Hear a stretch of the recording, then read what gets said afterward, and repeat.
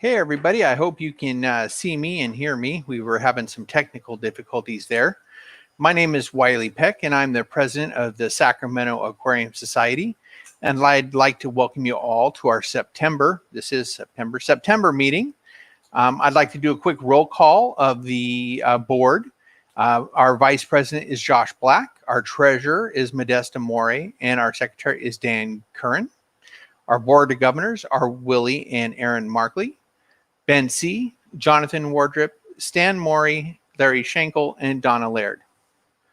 Our guest tonight is Richard Byerly and his huge 2,000 square foot warehouse in the hills of fish and fun. And I hope you all enjoy what you're about to see. I'd like to announce that this month's winners of our gift certificates are Adam Fuller and Jan Nolta. Modesta will be in contact with both of you to get you your gift cards. So enjoy and thank you for renewing your memberships. Just a reminder to everybody that every month we draw names from those that renew and join the club to win gift cards to local partner stores. We have several new items available to purchase on our Teespring store. There'll be links all night during this stream for 20% discounts. I added several new items to the store today. We're now offering 3 new styles of neck gaiters, as well as a couple new style of masks available to everybody. And again, there'll be a 20% off promo code tonight, and that'll be good through the weekend. I wanted to announce to everyone that we will be having our first virtual auction on the 13th of this month, available to members only for this one. This will be our first test auction to check and see how we want to do this and make sure that it is actually going to be something that we can pull off. And if everything goes nice and smooth, we will be doing a full-size auction shortly after, within a few weeks to everybody, open to members and non-members for purchasing. So look for details on the Facebook group and also in your emails from Dan. So at this point, I want to hand the reins over to Michael Pohl, our local YouTube phenom from Bay Area Aquatics. And he is going to go ahead and get us started with this wonderful tour of Richard Byerly.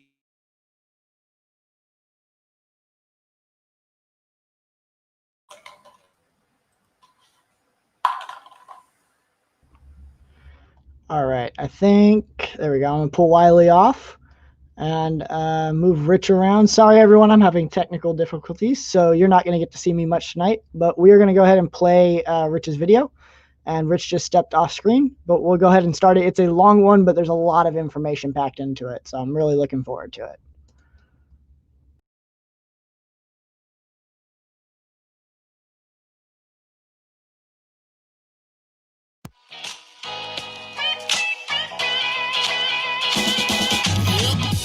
My name is Rich Byerly. I'm a life member of the Sacramento Aquarium Society, the Pacific Coast Cichlid Association, and the San Francisco Aquarium Society, along with my wife, Laura.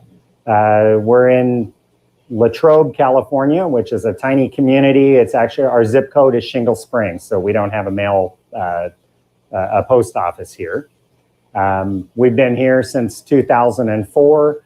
And we built this building with the intention of it housing my fish hobby. It's 2,000 square feet warehouse, and it's insulated with spray-in foam, mostly treated lumber. So it's a steel building with about 8 inches of foam. I do it by myself. And maybe it's an intelligence test, but I am not set up in any way automated. So everything is pretty much done by hand. It's a ton of work, and I would not recommend it to most people. We also do some reptiles. So we have A small number. We have some tortoises and lizards and snakes and, you know, some odds and ends. And it's likely that a frog will jump across the screen at some point because there's lots of frogs in here because we can't keep them out. I heat the room now with a unit called a mini split, and it heats and it can air condition, heat, and also dehumidifies. So that would be up on the wall up there. You can see the inside part of the mini split.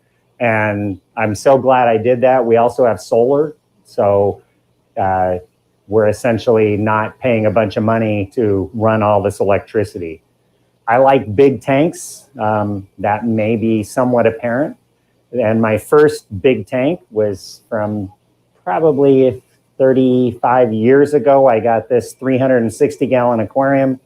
And with the one exception of this Malawi fish, it is a Tanganyikan community. And so I like sump filters. And so you'll see sumps, and I prefer them on top of the tank rather than below the tank because there's not an issue with flooding or anything. And it does make it a little more difficult to clean them because you have to climb up there and get stuff out. But I work and modify them, and everything is always changing. So I already know like 10 things I need to do, having nothing to do with just cleaning up the room or doing water changes, which seems to take most of my time. I'll carry this flashlight with us. So this is a 900-gallon aquarium, and it also has a sump on top. And it's set up for Malagasy fishes. So Malagasy cichlids here in the front. And then unfortunately, somehow from the tub, which we'll see later, some fry of the rostratus got through, and also an Oreochromis, which is super annoying because the Oreochromis in particular is really aggressive. And I'd like to get him out of there, but chasing a fish in a 900 is, you definitely need, you need lots of help and you need lots of hands to catch them. There's also a trio of the wide bar silver dollars in here, and I'll see if that helps. So I got these at probably, you know, like a 50-cent piece size, or, you know, an inch in diameter. And that's obviously a big male, and that's going to be a female. And then that one, I don't know if it's going to be a male or a female, but we'll find out. So they're growing up in there, and they're pretty mild-mannered, and they are like a good dither fish. So for a long time, I heated with gas. So we have the Resner heater up top, and it's still functional. Just once we installed solar, it seemed to make sense to get away from using gas and, you know, rely on electricity. So we have the mini split, and we use that pretty much for both heating and cooling. There's also, I have a full freezer and a refrigerator in the room. As I said, it's 2,000 square feet. And so when I buy fish food, I'm buying, you know, 40-pound bags of, I'll look for a high protein pond food, and I'll get pellets in 2 or 3 sizes. And then I'll buy flake. I just bought 8 pounds of Tetramin flake food. So I buy bulk because I can feed off, you know, I mean, I could feed off a pound of flakes, or I'll certainly feed off a pound of pellets in any given day pretty easily. So it doesn't make sense to buy small containers of food. I also feed a lot of live food, which is what the freezers are for. I try and store my food in the freezer or the refrigerator until it's going to be out in a container where I'm actually using it. And then I also feed a lot of frozen foods. So I'll keep those in the freezer. And we do have snakes, so I buy frozen rodents, and then we'll thaw and feed the snakes the frozen rodents. So got to have a freezer, got to have a refrigerator, especially if I do like the California brown worms. So I'll buy a pound or a pound and a half at a time, and that'll last me, you know, through the week. So refrigerator and freezer are absolutely necessary. I cultivate live foods for the reptiles. So this is mealworms, and it looks pretty bad right now, but there's a lot of the beetle, the worms turn into a cocoon, and then that hatches into these beetles. And there's probably a lot of baby worms in here. So I bought mealworms once, I don't know, about a year ago, and then I just keep them on egg laying mash. And the nice thing about egg laying mash is that your insect is gut loaded, right? So I can take these and feed them to my reptiles, and they already have plenty of calcium and the full nutrients in there that a chicken or something like that needs for its nutrition. So it saves me having to powder and try and gut load them separately. They just live on a gut loading, nutrient rich and substrate. I also cultivate cockroaches, dubia roaches, which are pretty nasty. But I make more on dubia roaches than I do on fish, which is, it's just a hobby. So I'll take a load of the dubia roaches up, and I get paid for dubia roaches, which is the weirdest thing to me, but we do feed some off to some of the geckos. So we'll just cultivate them and make something a little more out of them. I'm trying to switch over to the steel racking, and there's pros and cons with this. The feet are a real con because they rot out. And this rack, so I've set it up, but it's not near done. And I would like to bring it off the wall a little more and get a couple more tanks and get a sump on it and have everything kind of attached together. And I do quarantine fish. So once fish are on a wall like this, they stay here. I'm not adding brand new fish that are new to the fish room. All fish come into the fish room. They're quarantined in a couple of different tanks, depending on how large they are, before they go into any kind of a community tank. So avoid a lot of problems that way. I mentioned the frogs earlier, and that's a real problem. I've had ick outbreaks several times, and I have wondered if it's not the frogs moving around the room and maybe moving the ick. But it's very difficult to get rid of them. So we are crawling with tree frogs, and we just have learned to live with it. It's just frustrating. But I have lots of gray fish, and this tank could be cleaned a little, but see if we can get a little light on it. But they're West African, Stomatepia mariae, and then there's Oreochromis esculentus in here. And they're both mouth-brooding species, and the esculentus is supposed to be, I've been told that it's endangered, and esculentus means they taste good. So they are considered a prize fish in Africa where they are native, and they've been overfished. So it's a big, bizarre fish, and hopefully we'll be able to keep them in the hobby. We also keep a lot of catfish, and we try and grow up catfish for I'll call it the tub.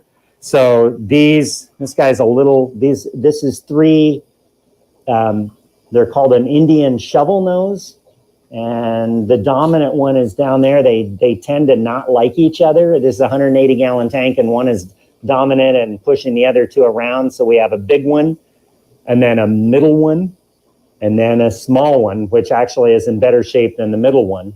And, just trying to get them big enough to do something with them. And there's also Ramphicromis in here and a couple other things. But the tank is basically for growing these shovel nose. They're supposed to grow to 4 feet or maybe a little more. And I do have the space for it, which you'll see later.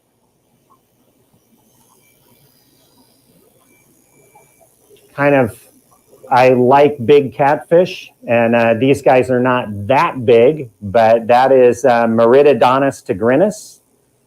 So do I have light? Yeah, there he is. It's just a beautiful fish. It used to be Brachyplatystoma, and it might have been described by Marty Britton, who was a professor at Sac State in the 60s and 70s, and into the 80s. He also was a founding member of the Sacramento Aquarium Society, I believe. I was recently sent some West African cichlids. Oh, well, there's catfish everywhere. So I'm a huge catfish fan. So there's Oxydoris irwini and Synodontis decorus. But that is a West African, it's called Coptodon decardi or Coptodon nigrans. And just coincidentally, if you pan to the left, that dark cloud on the bottom, that is fry. So I've had them for less than 2 months, and they have what looks like about 500 fry in a pile there. And there's a good 7-inch Synodontis angelicus in here as well, which are meaner than heck for those of you that have had them. And that pair of fish are protecting their fry from those big Synodontis and the Megalodoris or Oxydoris irwini. It's pretty impressive. It shows you how tough they are when it comes to guarding their fry. I should have moved that scale. At one point, we did large monitor lizards, and the best way to weigh them was to pick them up and hold them and climb on the scale. So I'd weigh myself, then grab the lizard, wrestle it until I had a good grip on it, stand on the scale, and we'd know what the monitor weighed. So that's why it's a relic. I had somebody give me this tank of little Plecos. And so these are the true zebra Pleco. And I do need to heat them up a little bit and kind of get them going. But there's also a Royal Farluella in there, but it's set up for the zebra Plecos. And unfortunately, the collection or the location where those fish are native, the Rio Xingu in Brazil, they put a big dam in, and it's now a lake. It's no longer a river, and this fish is probably extinct in the wild. So it's pretty sad. We're going to see a lot of extinctions of fish in Brazil over the next couple of decades because of all the dams that are going in, and it's going to be really sad. A lot of the fish we have in the hobby today are not going to be here, and we're losing fish now. So it's going to get much worse. It's not going to get better. I haven't brought fish since COVID, really. So I do quarantine everything, and I got this pair of, I got these fish from the cichlid exchange. I think is it a cellifer? It's a really, they were yellowish when I got them, so they may not like my diet quite as much. And then there's, so it's Synodontis, and then that is, name is just left, just like that. It's a type of giraffe cat. So it's an African large cat. It's Bauchi. Ochinoglanus is the genus. So it's not one you commonly see. It's much heavier bodied than the common giraffe cat. And it doesn't get quite as long, but it's a much bulkier fish. And so I thought it'd be fun to try them. And if you notice, I don't have one of much. I like to have groups of things because you never know when we'll figure out how to breed things. So I acquired wild Synodontis poli in the 90s. It's a Lake Tanganyika fish. And I had them, and Synodontis in particular can go 30 years plus. They live a very long time. So I had them for about 15, 18 years, and people started spawning Synodontis lucipinus. And I thought, I'll bet these poli spawned the same way. So I set them up like lucipinus, and the next thing you know, I had 500 poli, and I started selling them, and I sold a bunch to a guy in the Bay Area named Anthony too.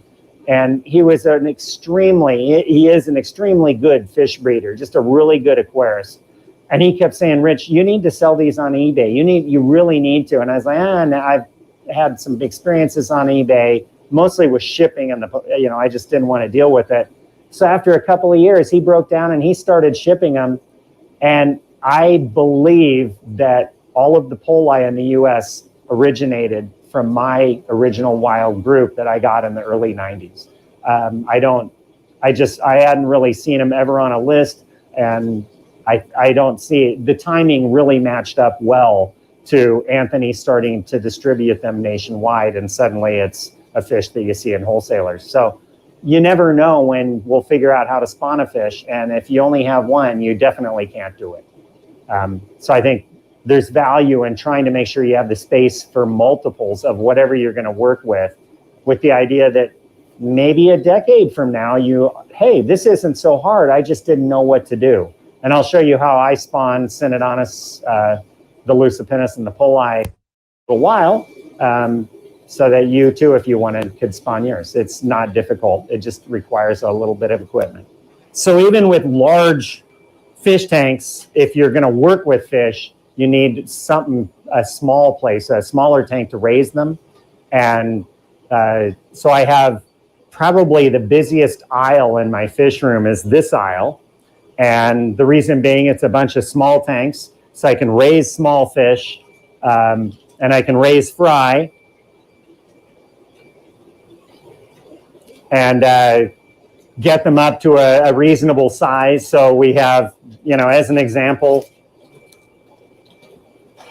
this is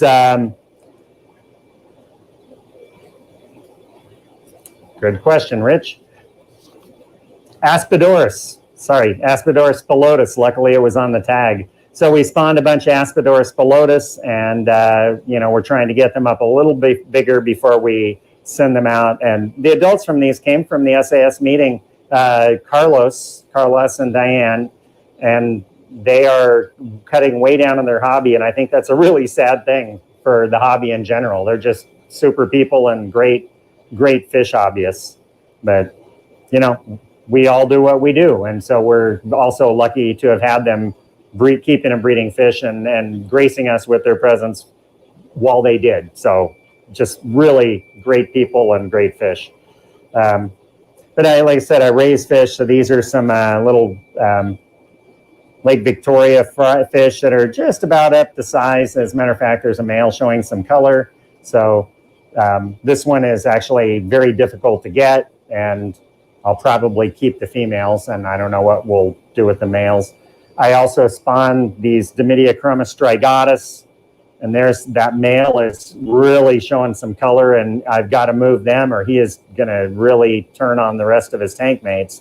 But it's a beautiful predator from Lake Malawi and just spectacular. I saw these at Leif de Mason's fish farm when I was in Florida, and we were doing the Poor Man's Fish Collecting Tour with Chuck Rambo. And we went to Leif de Mason's place, and I saw those in a burial vat. So instead of bodies, they keep fish in them in Florida. And they were so beautiful, I told Leif, I just really need to have some of those. So I got home, and he sent me some, and I'm very happy he did. I think it's just a spectacular fish. Those are babies, and they're just going to get bluer and bluer, and they get big, and they're predatory. So if you like a big, beautiful, predatory Malawi hap, I mean, that's as good as anything out there. They're stunning. It's very tight in here, so this is obviously not a small tank. This is a Lake Tanganyika community and a colony of Tropheus duboisi, Mazwa, Halembe, whatever, that were growing up.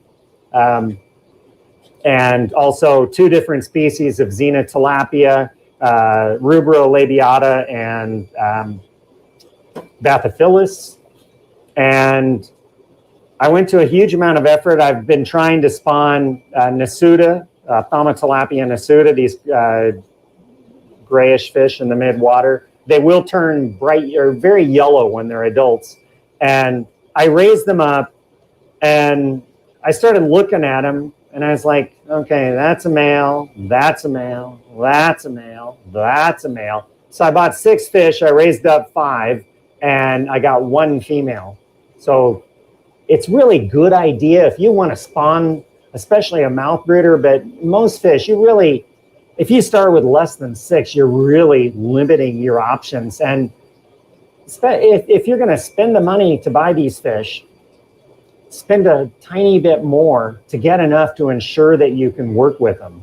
Because if I bought 3 or 4, who knows? I might have gotten the 3 or 4 males. I'd have had nothing. I would have had some nice fish, but no way to spawn them whatsoever. So I think 6 is a good minimum. I like to buy 12 or more with a lot of the mouth brooders like these duboisi. You can see there's probably 20 to 25 young duboisi in here. And I think, you know, for a colony like Tropheus, that's a nice number to start with. And they look like they're, you know, pretty good quality fish. So we'll see what happens.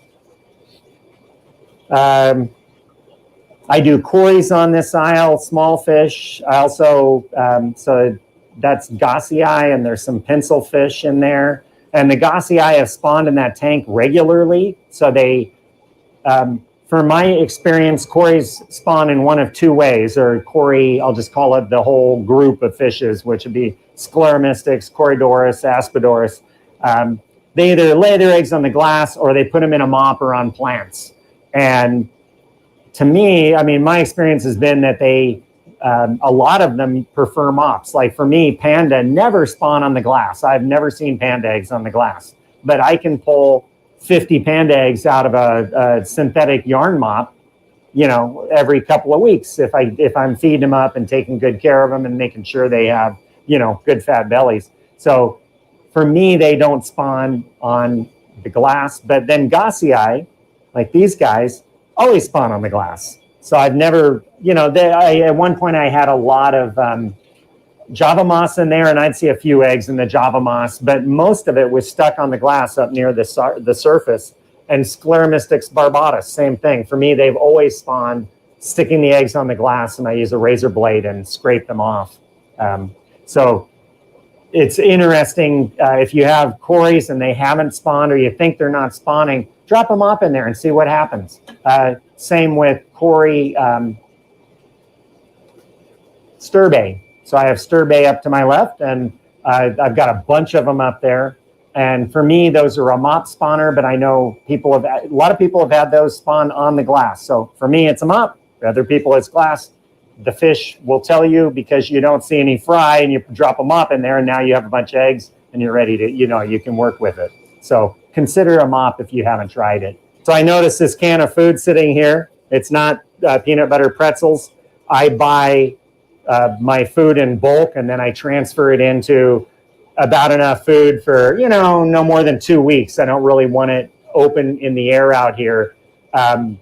It's in the spring, summer, and fall, it's 82 degrees in here. The humidity is really high, and you're like, that's just not that big a deal. But let me tell you, if you're doing anything out here for more than about 15, 20 minutes, you are dripping, and food spoils pretty quickly. So I like to have just the amount out that I'm going to use in a, you know, no more than 2 weeks. So flake food here, I've got different sizes of pellets that I mix, and I'll buy, like I said, a 40-pound sack, keep it all chilled in a refrigerator or the freezer, mix sizes sometimes, and keep it in a useful container that some of them I'm feeding them off every 3 or 4 days, because I go through it that quickly.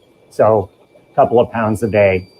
A couple of interesting things on this row in particular, I think, are the killifish in this tank. And I got these very recently. And I'm not sure, this is a trio of Aphysinian Shostedii. It's the blue Galeris and a trio. There's actually another female in there somewhere. But it's just a big, spectacular killie. And this is half grown, so they get much bigger. But these females are just full of eggs. And so I'm going to be working to see if I can get, you know, some fry out of them. It's a beautiful, beautiful killifish.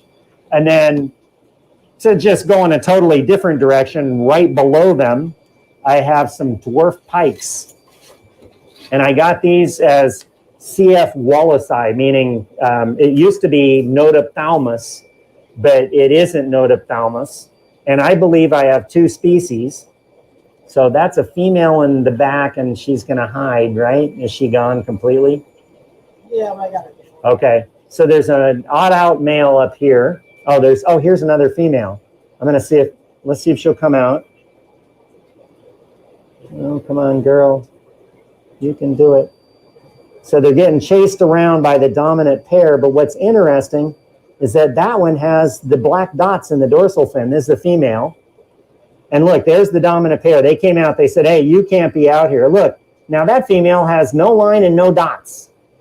And the dominant female with her nice reddish belly, I'm gonna have to move those, it looks like, and put something else in. But just spectacular little pikes that came in. So we're not even sure what they are, but they're obviously full grown. I'm gonna feed them some little fish, as Dr. Coleman recommended when he was telling us about spawning Crinocycla compressiceps, and we'll see if we can spawn some dwarf pikes. That would be, I think, super cool. For those of many of you who know me, I have a 13-year-old daughter, Angeli, and she wanted to show this Oreochromis. This is an Oreochromis tanganike, and she nets these out of the tub as fry, and they obviously can become a pretty big, spectacular fish. This fish is going to get much, much, much bigger than this. So it'll go to, maybe 12, 14 inches potentially. So it's really a baby, but it's already got great color. So we're trying to grow it up. And if we can get the ACA convention back here, then she'll have this beautiful show fish, when the ACA comes back. Or maybe we transport it and we take it. Maybe it's big enough where we'll fly it someplace and show the fish. So, showing fish is a lot of fun, and especially for kids, I think it's a lot of fun. And I think the super cool thing about this hobby, I've done it all my life. So I was 5 or 6 when I got my first fish. I was given 4 adult angelfish, and they were in a 1-gallon bowl. And there was not even like an air stone or anything in there. And I know you'll be shocked to hear they were all dead the next day. And my parents probably shouldn't have told me, but they mentioned that the neighbor that gave them to me was not very happy that they all died, like I had done something with them. Now you look back with the knowledge that we have now about fish, and you know that this was inevitable. It's amazing they went 24 hours. They were probably gasping within a couple hours in this bowl, and it was just a disaster waiting to happen. So I got into fish that young. I started keeping fish by the time I was in my early teens. I was buying cichlids, and I was riding my bicycle. I grew up in San Diego, so I was riding my bicycle up to 10 miles to fish stores to buy fish, and I've never really stopped. So this is my 3rd fish room. We had a single car garage converted to fish. Then we had a 4-car garage, 2.5 cars of it was fish. And now we have just a separate building for my fish. So the bad news about having a lot of space like this, and obviously having pretty eclectic tastes, like I just like fish. I'm not a cichlid guy. I'm not a catfish guy. I like all of them, and there's never enough space. So, I'm running, I don't know, maybe 130 tanks, maybe a little more. And I could run 500. Well, I'm not up to it, but if I had 500 tanks that somehow maintained and everything, I could have fish in all of them and be perfectly happy, because there's so much diversity and it's so fun. And you learn so much about so many different things with the hobby. So I learned a little bit about water chemistry at a fairly young age. I learned what, fish die from things. They get diseases. I learned about bacterial filtration, decades ago. So that tells us about our environment and, how everything, a fish tank is not a bowl of sterile water. It's a miniature ecosystem. And if it's out of balance, your fish are going to be sick and you're not going to be successful. So I think that the hobby teaches us so many things about not just fish, but about the world and changes in the world. So would we care as fish hobbyists about dams in Brazil if we weren't fish hobbyists? We might not. But because we are fish hobbyists and we realize that incredible biodiversity is going to disappear when they get the dams in, and along with it are the primates and the reptiles and the birds. They're not going to be there. They're going to be gone, the mammals. And so, and frankly, it will change from a tropical rainforest to something totally different. It could turn out being a desert in the long run. The Saharan desert has grown dramatically in the last 75 years. There used to be a huge lake called Lake Chad, and it's shrunk up where, there's large fishing vessels that are just sitting in the sand because the lake is now just a tiny little thing. So we're changing our world in a lot of different ways. And a lot of the things that we take for granted today, getting and keeping all these fish are not going to be there for our kids. It's just the way it is. But keeping fish has had me be interested in all these changes worldwide. And also I've read up a little bit on history in Africa, and I think that's really interesting. And that's a totally loaded topic, but there's a super fun story about how the Brits wanted to challenge the Germans in Lake Tanganyika for naval superiority. Now, Lake Tanganyika is a very large lake. So the Brits built this ship that they could break down into pieces, and they go to the Zaire River on the west coast, and they go up the river 2,000 miles, and they portage this boat that they've built in pieces, and they were around waterfalls, and there's lots of them, and they portage and they carry, and they're carrying fuel. They've got this huge, massive expedition. They march over 2,000 miles. They go down into the swamp on the outskirts of Lake Tanganyika. They launch this boat, and it's, I don't know, 35, 45 feet in that ballpark, and it's got a little cannon, like a 3-inch cannon on the front, and they're like, yeah, we succeeded, we got this. They run their boat out there, and the Germans had come in through Tanzania and brought in a naval vessel, literally a 200-foot ship with a 6-inch cannon. And they see this thing coming, and they're like, uh-oh, and they have to take the ship. And this is like a 5-year odyssey to get it there. They run their ship back into the swamp, and the story ended. I don't know if they actually portaged it back 2,500 miles out or not, but they're like, we're not going to be able to control Lake Tanganyika. The Germans are already in charge here. And it's just this incredible odyssey it's just this tiny little bit of history. And it's, I think, a rather funny story. So hopefully that's mildly interesting. So at some point, I started adding in tubs, and I got they're approximately 4 by 8 foot tubs. And they're pretty good for, they're not super deep. I can get this one up about 1 foot deeper, but my dehumidifiers just suck the water off of it because of the surface area. But they're good for raising fish. You're looking down on fish, so it's not so good for mouth brooders and things, but a lot can go in here. So I'm going to try and drop this catfish out of here. And this is, and is he going to come out? He says, no, don't do it to me. He's not going to. We're going to get the camera wet. There's, I believe, another one over here. Same species. So it's it's granulosus. It's not Oxydoris, but it's basically, it's a Brazilian or a South American cat. Excuse me. And very, very spiky. So I don't really want to touch it because he's pretty sharp with these spines on him. And they're supposed to go to, maybe a couple of feet. We'll see. The big one was in that thing, and it obviously didn't want to come out. When it's out, I should take that out because he's kind of outgrown it. But let's see if I can get out of here. Okay. So these tubs are really good for that. The upper tub actually has, and you know what, I'm going to grab a step stool and see if I can find the fish of interest. So this whole tub, the upper one, is set up for one fish that's about 5 inches long. And it also is the water comes, unfortunately, it comes from the big tub, and it does go through here. So unfortunately, it gets a lot of detritus, and I did not get this one cleaned. But let's see if we can we're looking for an elongate.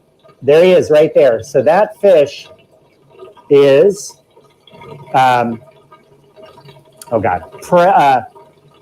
not Paradoxus, Microlepis, Parisitis microlepis. It's a scale eater anyway from Lake Tanganyika. So what it makes its living coming up behind fish and it has these really weird spoon-shaped teeth, and it zips them along the side of the fish. It comes up behind and removes a bunch of scales, and it's living on kind of the bacterial film and protein film on each scale. The scale itself has very little nutrition. So I have other fish in here just for him to scrape, because he's not super good at eating pellets and flakes and other things. And unfortunately, you can't even see them, but there's Oreochromis tanganikae in here. There's one. I saw a single zebra obliquidens, I believe, a minute ago. So odds and ends turn out in here, and they get shredded by that one fish. But it's really interesting, I think, the idea that you're going to make your living scraping the scales off a fish. And what's super interesting, too, is that the head actually tilts to one side a little bit. And I don't see, oh, there, that is him. The head tilts to the left or the right in the wild ones. And so most of them, you'll go out in the lake and you'll see them, and their heads all are kind of to the left. While their prey, the other fish, start to realize that these guys are always coming up from behind them on the right. And they're like, hey, we start watching over our shoulder to the right. Well, now those few that are actually their head goes to the left, to the right, they're coming up on the left side of the shoulder. Now they're more successful. So Lake Tanganyika is pretty heavily researched and studied, and they found that the majority of them having their head one direction or another changes about every 2 or 3 or 4 years. So they'll mostly, their head will be a little bit to the right or a little bit to the left at some kind of a ratio, and then they come, 3 years later, it's reversed. So, this natural selection is really interesting, on this one species, and it's not actually changing. It's changing the morphology of the fish, but it's not changing, it's still the same species, Perissodus microlepis. So I think it's just really an interesting fish, and it's worth dedicating this 4x8 tub to. And I got this fish, I'd say maybe 4, maybe 5 years ago. Matthew McGee was a grad student at Davis. He did his postdoc work with Ole Seehausen in Switzerland, and he's now a professor in Australia. And when he left, he had done a lot of work using my fish in his research. And so when he left me a lot of fish, and that was one that he left me. It was very nice of him. And so I just think that is a cool fish worth dedicating the space to. And, oh, by the way, I have the space, and I have Oreochromis tanganikae to feed it, like tons and tons, which we'll see lots of soon.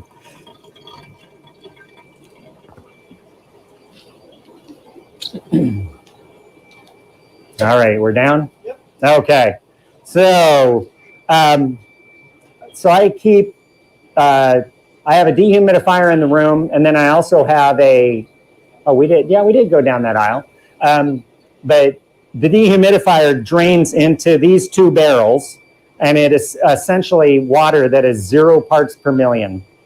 And then I have these 3 barrels that are our well water, and it's not near enough water, but it does, in an emergency, I've got water sitting there, and it's at the room temperature, ready to go. If I have a tank that is crashing for some reason, I've got, 150 gallons of water that I can change out right now and make a big difference and maybe save some fish lives. So that's why I keep the barrels. And then I use the soft water. I'll mix it with my well water with some of these soft water fish. And I've had some success with soft water fish using my dehumidifier water. So I also keep carnivorous plants, and they have to have soft water. So I haul 5-gallon buckets of water to our back deck to keep about 100 Sarracenias keep their feet wet. So it's a little bit of exercise for me, and also I need the water. So a great reason to save your water. So that's Hydrocynus vittata. It is the tiger fish from, it's found in Lake Tanganyika. It's not Goliath, so it's not the 5 foot.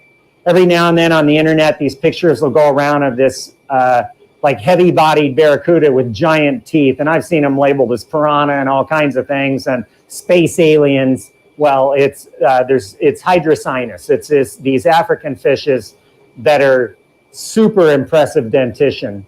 And Goliath lives also in the Zaire River, among other places, which is a very fast-flowing river. And you can grow a 5-foot fish in there with ginormous 2-inch teeth, and he needs them because if the prey gets away, he's not going to catch it again. So I'm going to drop a couple of feeders in with that guy because I have not got him on pellets yet, which is super annoying, but he is a great feeder, and maybe we'll be able to actually see his teeth even on this little guy that's like 5 inches long. So let's see what happens. So as I said, I'd much prefer to have him off of live food for a lot of reasons, but he is not yet. So he got a snail the first time. There he goes. It's gone. Nope. Okay. And if you can get him holding the fish, that's when you can actually, oh, did he just tear it in half? I think if you're able to slow that down, half the fish flew in a different direction. So I'm going to try, let's see if you'll get the other fish. Oh, it's hiding. I might put one more in because it's underneath the filter.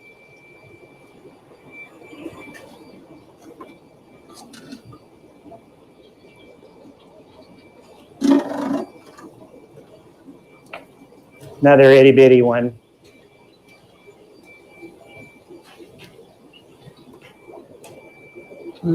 Okay, there's a minnow. Boom. Let's see if we can.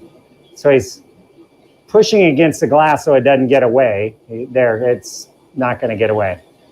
And unfortunately, he didn't cooperate worth dang, but you can really see those teeth. Look at that smile. It's pretty impressive. So even at that size, you're like, I don't really want him to bite me. But, I like bitey things too. So they're bitey, and he'll grow to maybe, if I was fortunate, he'd probably hit 3 feet. And I do have a place to put him. So it's not totally irresponsible, let me say. Watch your step because there's hoses on the ground. This is pretty narrow, but so it's pretty dark down here. Lighting is a real challenge. I picked up this weird West African called Orthochromis storm's eye. And there's a female that's sitting on that tube. She has a mouthful of kids, so they're mouth birders. Sure.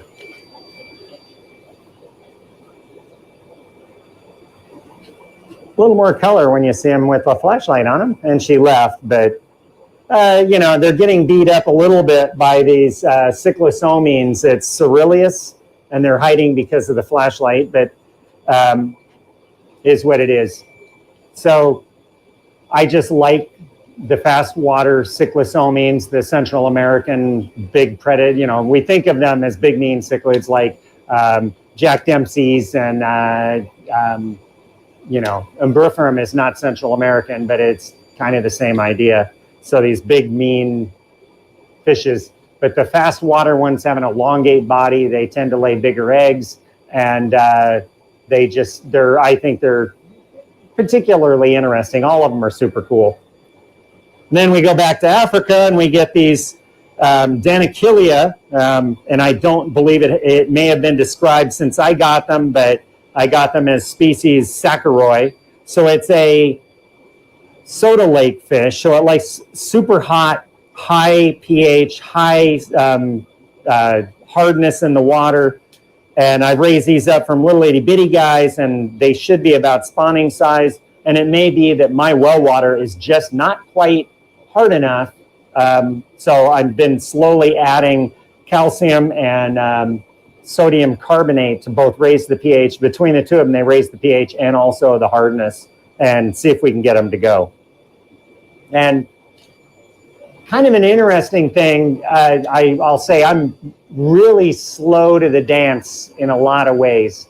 So one of our local aquarists, Pam Chen, has been buying castles for years. And, you think, I mean, I used to think that was the funniest thing. She was buying all these castles, and she just really loved her castles. And I thought it was like, Pam, you're buying castles because you like that castle in your tank. And I finally figured out that Pam is one hell of a lot smarter than I am, because she's buying the castles because they're a heck of a lot lighter than a rock. They can be moved around. They don't fall over and crush fish. You're not going to drop it through the bottom of a glass tank. They're just not heavy, and they make great cover for fish. It was obvious to Pam early on, and she made a real fun game out of it. And now if I'm at a meeting and there's castles and Pam's there, I'm more than happy to bid against her, because boy, it really makes a difference to have silly plastic castles in your tanks. Like, that's probably, it's got a hole in it, but even with a hole in it, that's, more than 5 pounds. And if that was a plastic castle, it'd be less than a pound. So I've got the alligator head in there, very light. The fish seem to like the alligator head. It looks really silly. There's a little castle-y thing here of rocks, but the fish don't care that it's a castle. They want to know, what you need is, fish are commonly territorial, and even with big tanks, we are not providing them near what they're used to in the wild. So what you want is line of sight disruption so that they can't see each other. A school will stay together, but two fish that don't like each other, if they can't see each other, then they're not particularly aggressive. So you really need to break up your tank, break up the sight lines, and castles do a great job of that, and they also provide hiding places. So Pam, thank you for leading me to the water so many times and not giving up, even though I didn't drink for many, many years. I finally drank the water. I can learn. I just am slow. There's a man I believe he lives in Washington, named Lawrence Kent. He's just a super fish guy and a super nice guy. And he works for the Gates Foundation, trying to help people in various places in Africa grow food better. So he's an ag specialist. And when he's not doing his actual job, he gets a local and he runs out to local streams and collects fish. And he gets them back alive. So he brought back, it's no longer Steatocranus urbani. The genus has changed, the species has not.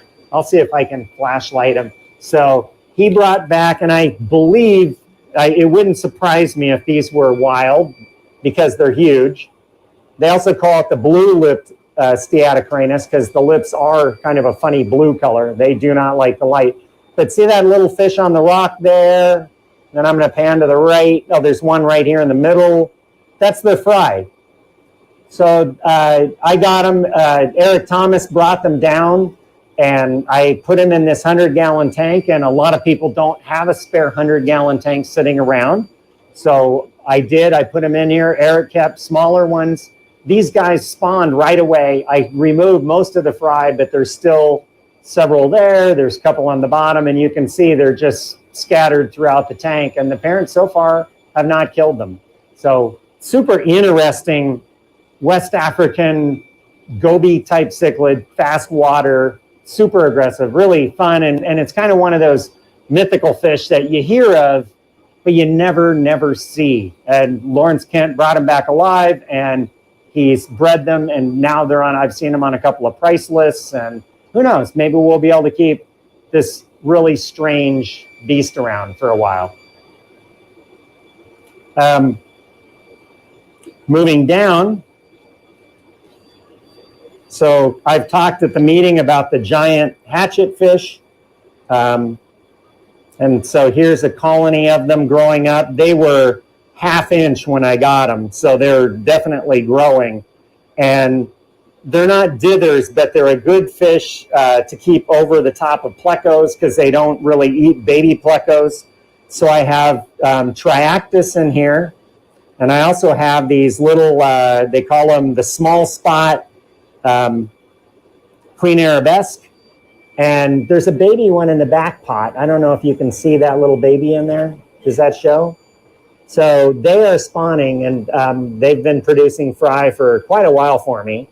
And I don't get a lot of fry. I'm definitely not Eric Thomas. He's a much better aquarist. But it's fun. They spawn, and you know, you see these little spotted catfish swimming around. And then I've been told repeatedly that we can mix our loricariids. So I thought the triactis would be fun to go with them. And the triactis get a lot bigger. And I got this really spectacular one with a lot of orange on it there. So I thought I was very fortunate that the wholesaler sent that. It's like, wow, that's lucky. So the dithers on the top don't eat fish. So they're not going to go down to the bottom and eat my baby plecos. And I get to grow them up and get them into a bigger tank at some point. And I would love to spawn those. And the genus is not going to come to me right now. It'll all of a sudden come to me and I'll blurt it out. But they're really interesting giant hatchet fish. It'll go to like 8 inches, or there's several species. They'll go 8 to 12 inches or more. There's an interesting doctor that lives in, I believe it's Wisconsin. I should know, but I'm pretty sure Wisconsin. And he imports fish from Canada from a guy named Oliver Lucanus.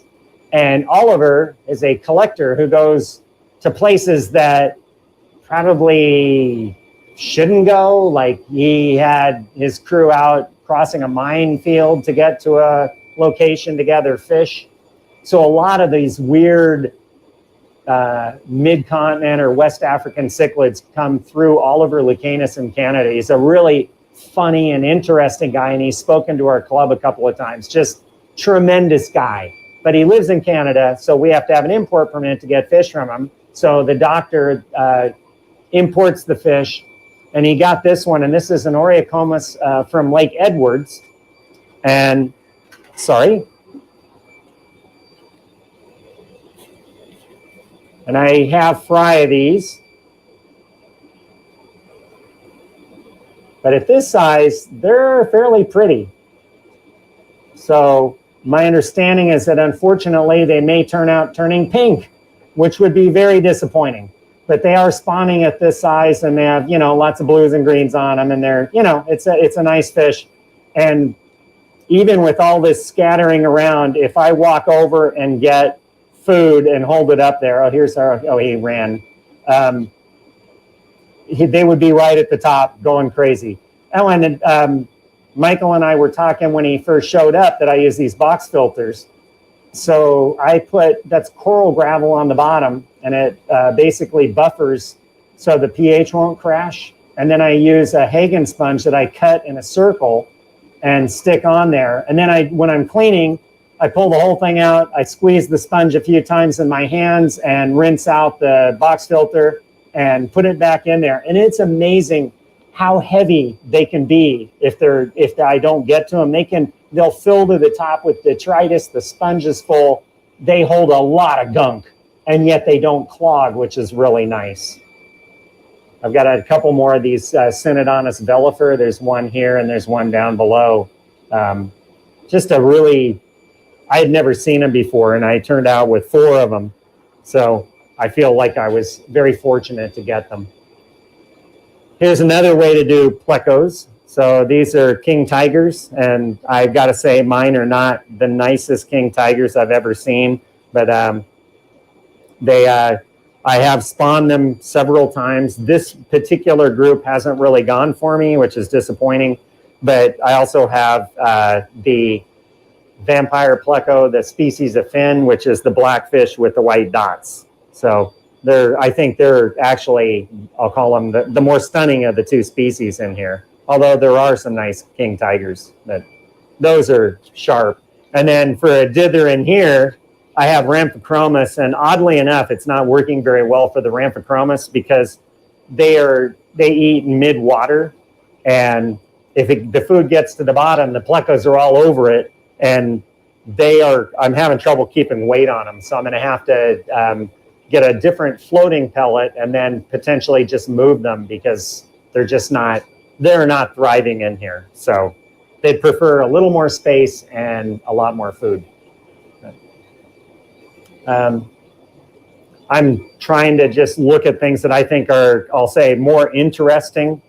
And I'm going to point down here the same postdoc, Matt McGee, who's the professor now. He came up with, I think he came up with the idea, I don't know, he traveled around, gave lots of talk, but somebody came up with this idea of using these upside down baskets from like Office Depot. And you do have to put a brick on them because they will get a little air under there and they float up. So I keep a rock or something on top. But we were talking about hiding places and visual barriers and things that slow fish down from getting together and nailing the other fish. And these work surprisingly well. So, you know, they're not very expensive. They're not heavy. You do have to weight them with something a little bit to hold them down. But wow, what a great idea, right? Who thinks of these things? And Matt also gave me this Victorian fish, and it is called a blue tip. They have fairly long ventral fins, and that's about as big as it gets. He's not colored up, so there's not a female ready to go, but he can be more colorful than that. And that's it. That's as big as it gets, and it's not particularly aggressive. And I don't really know anybody else that has them, so I need to do a good job spawning them and getting some out there because I don't know where Matt got them, but you know, it may be that nobody else has them. So I really need, I've got one tank of fry. I've had them for several years now, but I need to do a better job of getting them out into the hobby to people like me that are interested in these weird little fish that are hard to find and come from obscure locations. So that way I think that'd be a good thing to get moving on, Rich.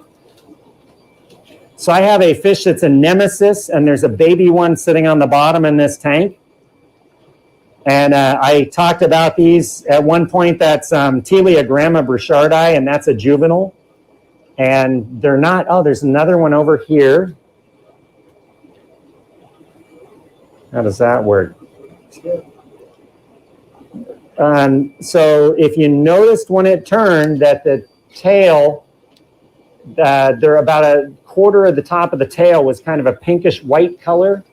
And as adults, that'll be females.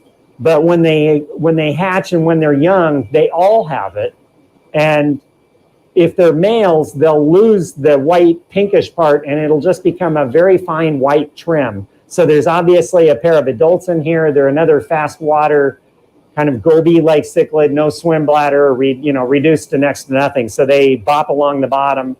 And I had seen them in Capitol Aquarium back in the early 80s and on, and now and then they get imported. Always wild fish because they're a pain to deal with. There's some people in Colorado that bred them. I mean, they've definitely been bred. A number of our speakers have bred them, including Ted Judy. And I talked to him about it, and I finally, I said, I have just got to do this right.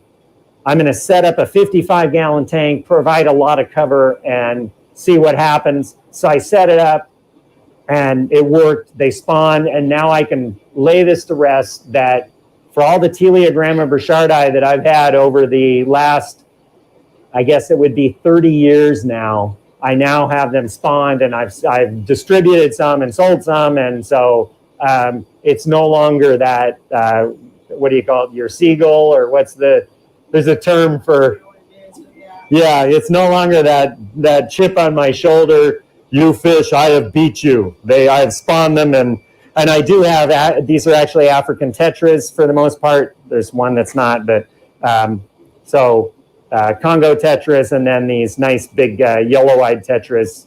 And it looks like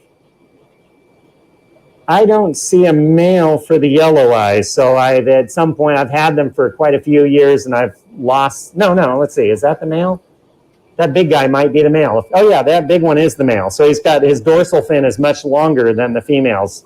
So that's how you would tell that one big yellow-eyed tetra Elistes is a male. So we mentioned at the other end that my daughter likes polypterus, and so we have even more polypterus. So we have loricariids and palmus type and senegalensis and delhaize in this tank, I believe. And there's the little albino senegalensis. It came to a meeting at one point, and my daughter had to have it, so here it is. It's the way these things work, right? So, and I do actually, I mean, I do breed some fish. Actually, they do the work, and I'm pretty fortunate. But this is Melanitania parva, those big, that big load of fish, they're big lunkers on the other end, and they're from Gary Lang originally. I have another tank of them, and they're essentially orange when they color up and they're happy, the males. So very pretty little fish, and I've got lots of fry, so kind of, I feel fortunate there. And their rainbows are really easy. I mean, you know, you put a mop in, they lay a bunch of eggs in the mop, and you take the mop out and move it. And, you know, feeding the fry is the challenge. You want to put them in a fairly small tank so that the fry can find the food and keep the water clean, and feed them, you know, say a 50 microgram in size food as a newly hatched fry, and then you slowly up the size as the fry grows, and you can grow rainbows. And so it's fairly, like, there's a process to them, definitely, and it's pretty straightforward. I mentioned earlier spawning the Synodontis. So here's my spawning deal. So I have a clay pot. Oh no, that's not. Okay. So I have a clay pot with a hole in the top. Nice soft edges on it. I'm just going to set it there. Just out of the way. Then here, oh, now that's why I don't have any eggs in here. So the marbles are to keep any fish from getting in here, because the adults will go in the hole in the top. They drop all their eggs over the marbles, and the marbles land in the glass jar, and then you take the jar and you dump it out. Camera troubles, but we're back. We are back with minimal trouble. So there's a couple of West African cichlids in here as well, and they're from my doctor friend, and at the moment they're brownish. And I believe, and there was a tag on here, and I think I took the tag off and threw it away, and now I'm not sure. I will know one of this. I'm going to have to figure out what I got in there. But one's a Crater Lake species, and the other one's riverine. And it was pretty exciting to get them. They're pretty obscure, so I'll have to actually do the research to find out what I've got. And speaking of obscure, in this tank, I've got mostly fry. The biggest one is not of the rest, like the rest of them. The biggest one is Stomatepia mariae. But the rest of them are Ambipia lutea, and there's actually a couple of females holding. So it's this nice little African mouth brooder, and you know, attractive little guy. Doesn't get too big. Lots of color when they're small, when, you know, younger, and they're pretty easy to breed. But I don't really know many people that have them. So if you're interested in Ambipia lutea, let me know. It's kind of a fun little fish.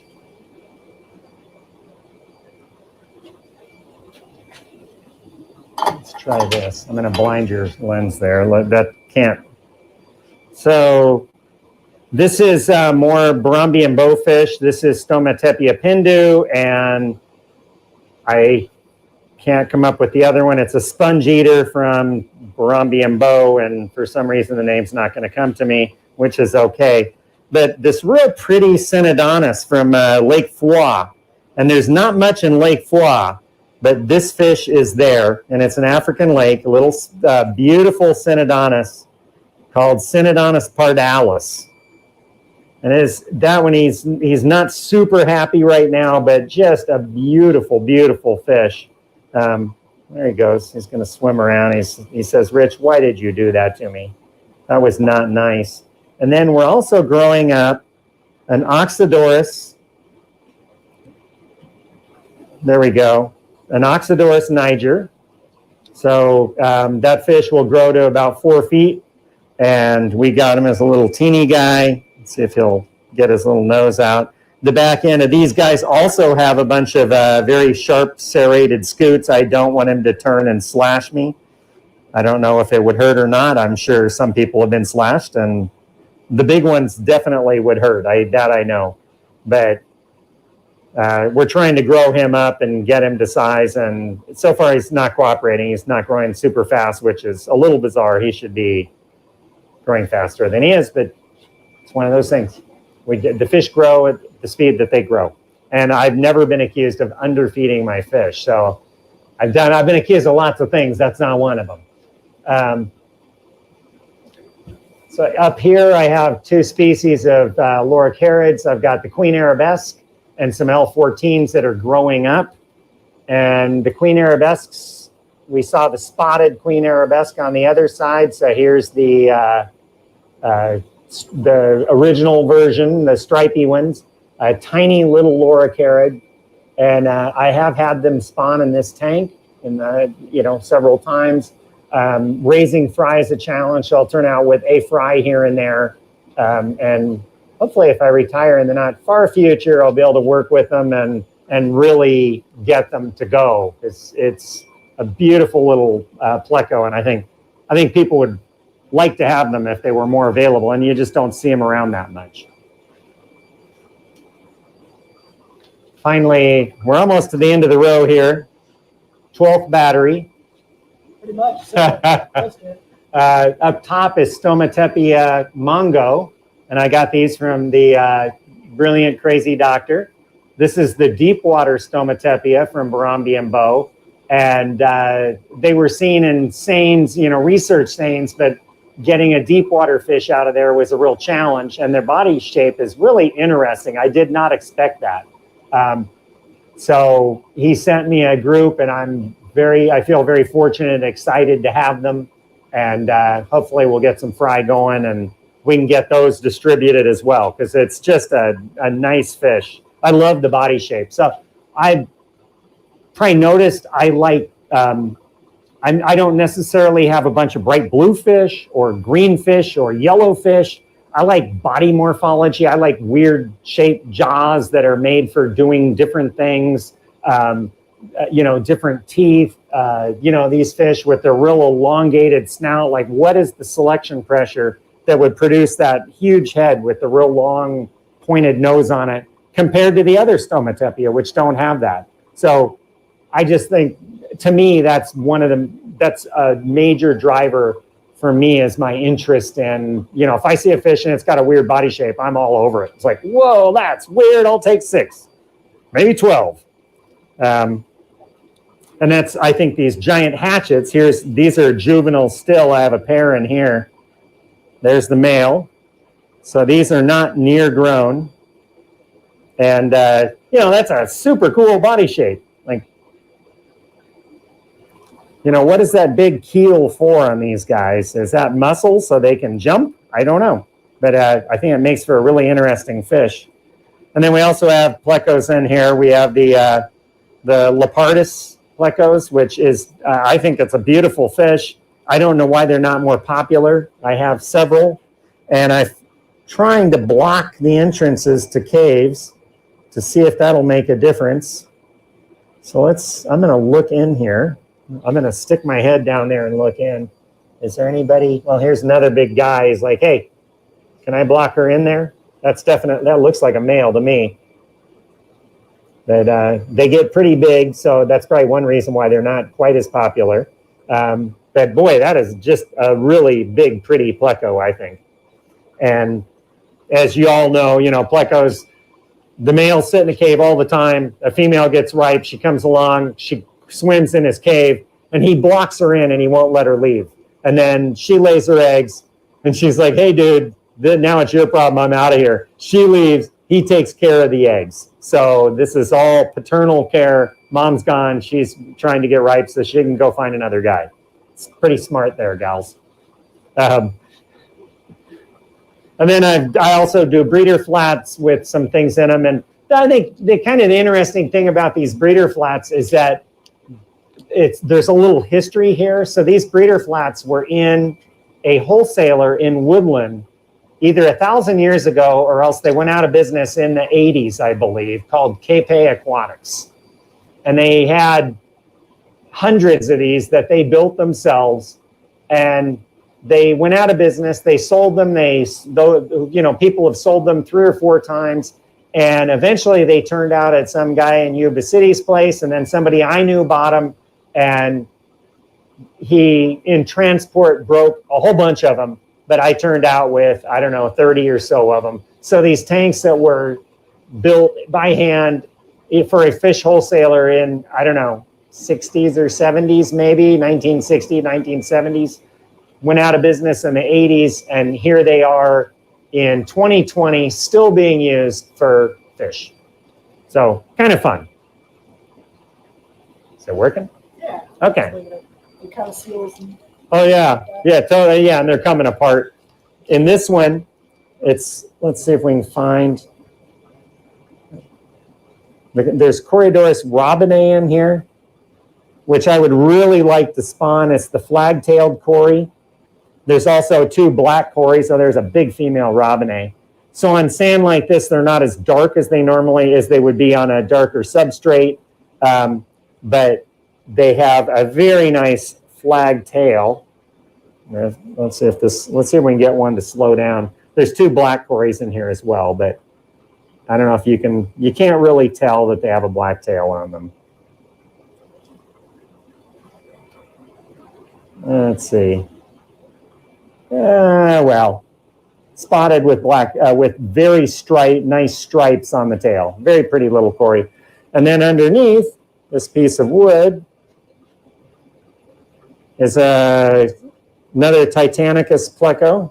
So I got this one, and they're ridiculously expensive. And I got him when he couldn't have been an inch long. I couldn't believe how tiny he was. So he's really growing well in here. He's ginormous now, but he'll actually grow to like 15 inches given time. So kind of ridiculous. You get this tiny, tiny little pleco, and you're hoping you can get it up to a foot in a decade or more. I don't know. We'll see. I do some rainbows along here, some Tanganyikans, so this is Wanaments. At one point, it was impossible to get these. They were all hybrids out there, and now we actually have some really nice stock that not only does Gary Lang have them, but Cichlid Exchange has a source that I'll say, since Gary is the rainbow guy, I really like the Cichlid Exchange, but Gary says rainbows from the Cichlid Exchange are what they say they are. You're getting the real deal. So I think that's pretty cool that we have, a nice purebred Wanaments. It's not a hybrid.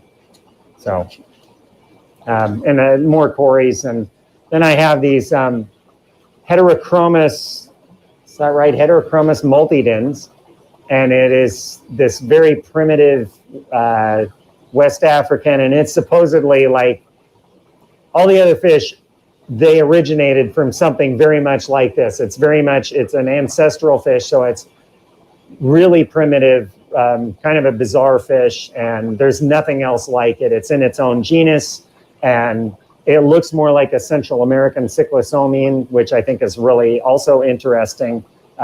So I only have 5. I've got my fingers crossed. We'll see what happens. Give me a year or 2. So some of the big tanks are given to me. This one was given to me. It's a 360-gallon tank. It's 5 feet by 3 feet by, I think, 2 feet deep. So it's a really odd shape. And it's a big box. And the fish like it. They're nervous in it.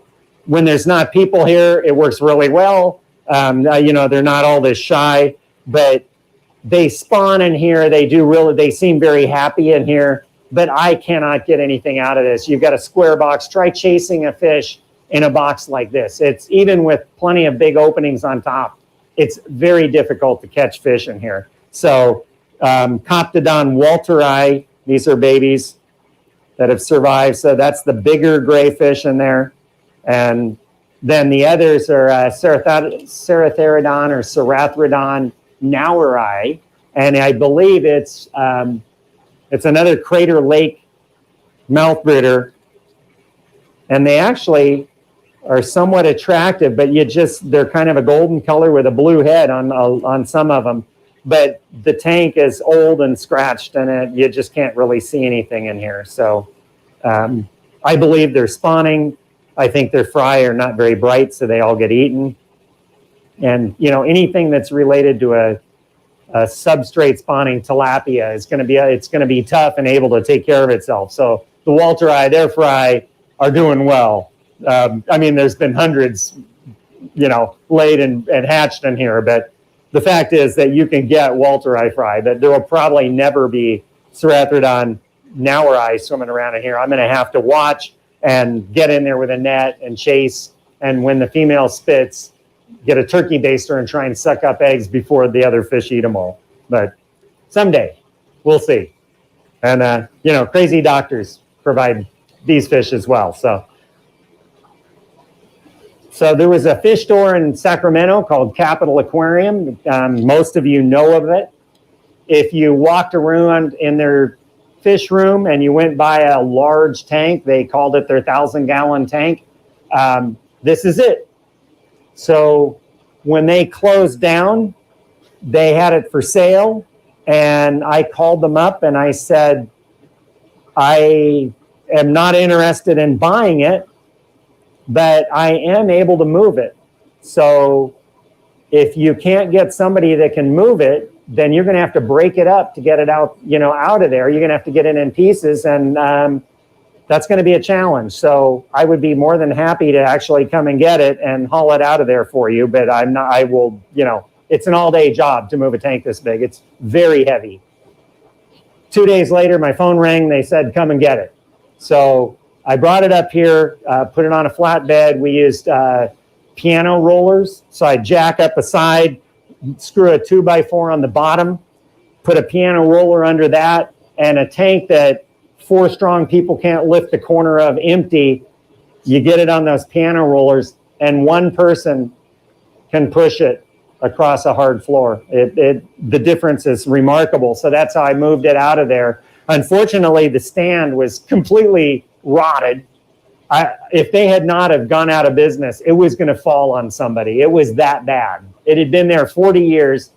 The damage to the legs, and I mean, several of the legs were just completely shot. So I actually was pretty terrified that it would collapse on the freeway before I got home.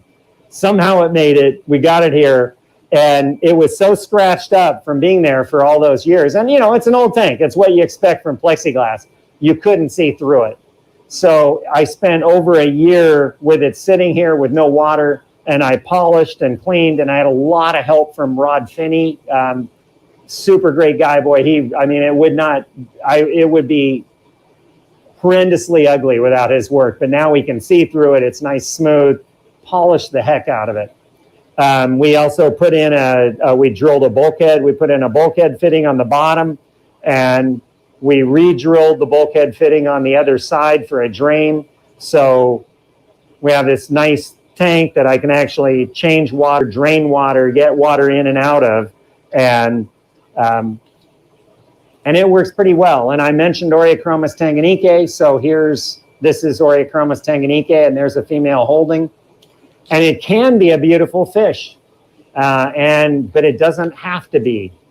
It can just be kind of a big, but you get a little light on them and you can see, it's not totally unattractive, and they can be a lot prettier. And then Phocerochromis rostratus is this big blue guy there. And I think it's a spectacular Malawi fish. And they get big, and they don't show much color until they're big. And the females, so that's a slender female, that spotted fish there. That's what the females look like, and that's what the fry look like. And they have to be big before they show color. That guy would, if that's a male, it's not big enough to show color.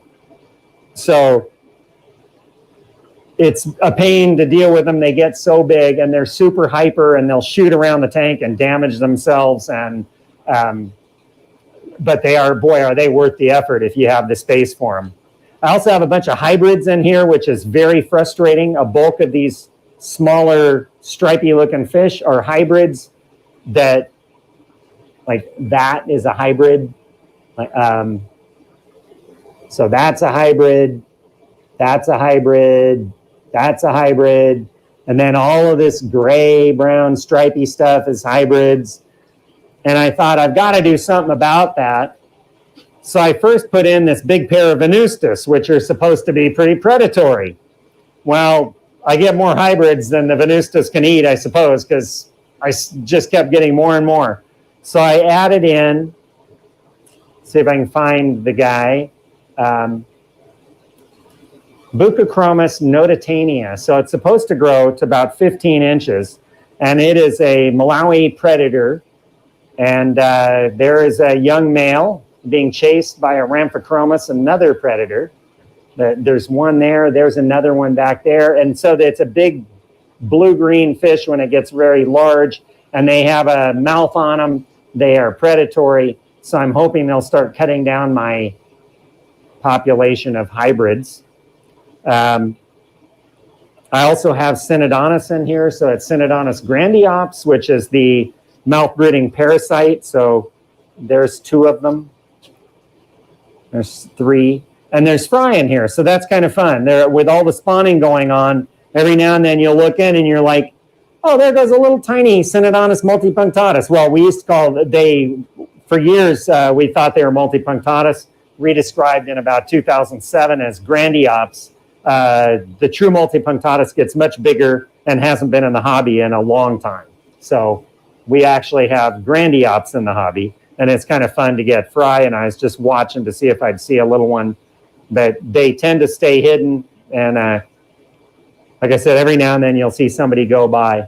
There's a pair of Synodontis granulosus in here, which is a deep water Syno, and it's a gray fish with white trim, very elegant, and they just don't come into the hobby very often. So I have a male and a female, and I've had them for, oh, there's one right there. That's granulosus. So you can't see them through all the fish, but I've had them for 15 years, maybe. So they, as I said, Synodontis live a very long time. Maybe I get retired and I can figure out how to work with Synodontis granulosus. They're also super conspecifically aggressive, so you got to deal with the fact that they're going to try and kill each other. And that's always, I mean, that adds a layer of challenge to it. But at least I have a pair, right? I have a chance because I have a pair.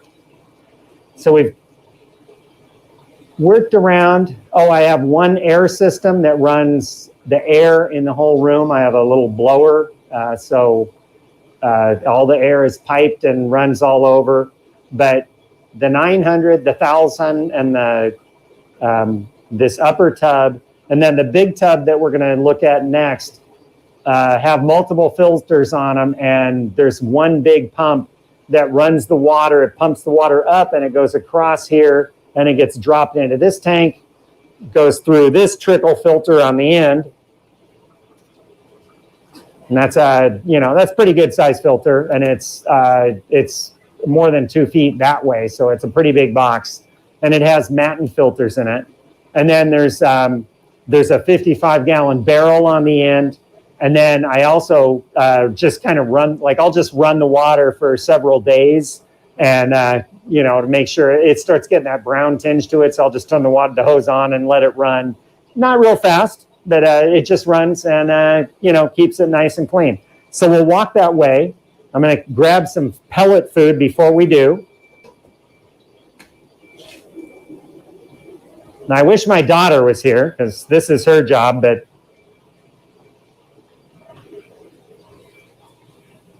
so we can no longer stick our fingers in the water because we have 2 rescue pacu in here, and pacu in the Amazon eat fruits and nuts, and they have incredible chompers, and they would just take your finger right off. So you do not stick your finger in here.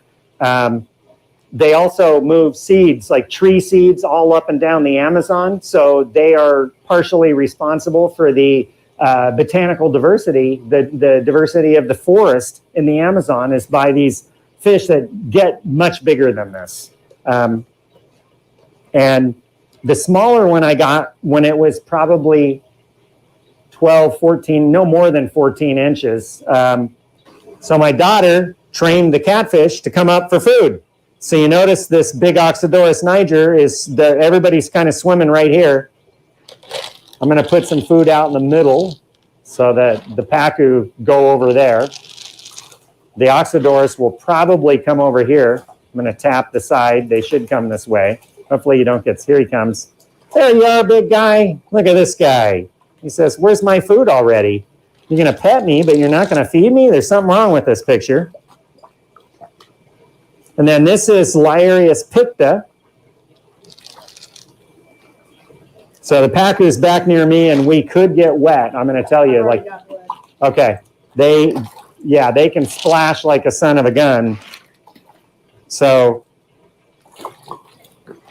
Liarius marmorata are now coming up, and you saw Jonathan's fish room. Was that last month? No, 2 months ago. 2 months ago, yeah. So Jonathan grew up this Liarius marmorata, one of the long. So this is Liarius picta.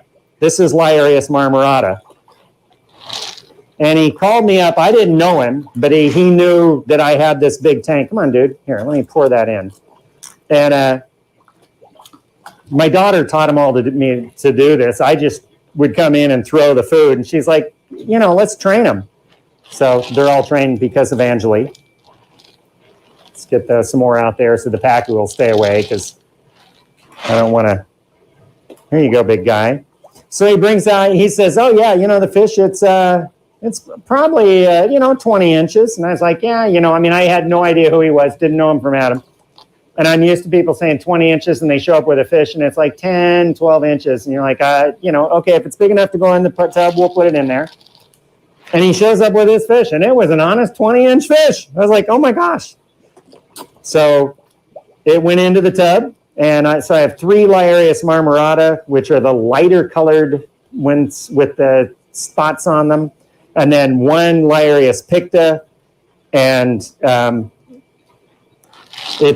I think that's pretty big for picta. They're just not supposed to be that big. Pacu are coming back. And interestingly, there's at least 3 species of pacu. And I have 2 here. So if you look at, I don't know if you can see them, and you know what? In the underwater video, I'll bet you will be able to tell. So one has black on the bottom third of it, and the other one is just silver-bodied with a little bit of pink on it. So there's, as I said, there's like 3 species, at least 3 species. One of them is relatively cold water tolerant. Most of them want nice warm water. The cold water tolerant one, we would not want it being released because it might be able to survive, not in the American River, but in a river that's not getting below, say, the mid 50s. I wouldn't bet that species would not survive there. And they get so huge. They'll go to 4 feet, and I don't know what they weigh at 4 feet because they're so round, but it's a big, heavy fish. So you don't ever let your fish go, and especially don't let something go that has, just because you think it's from the Amazon drainage doesn't ensure that it actually can't live in the wild. It's really important that we not release our fish. I was watching a discussion about invasive species, and Peter Moyle, who is Mr. California Fish, said that he thought that California should create a list of fish that are okay in California.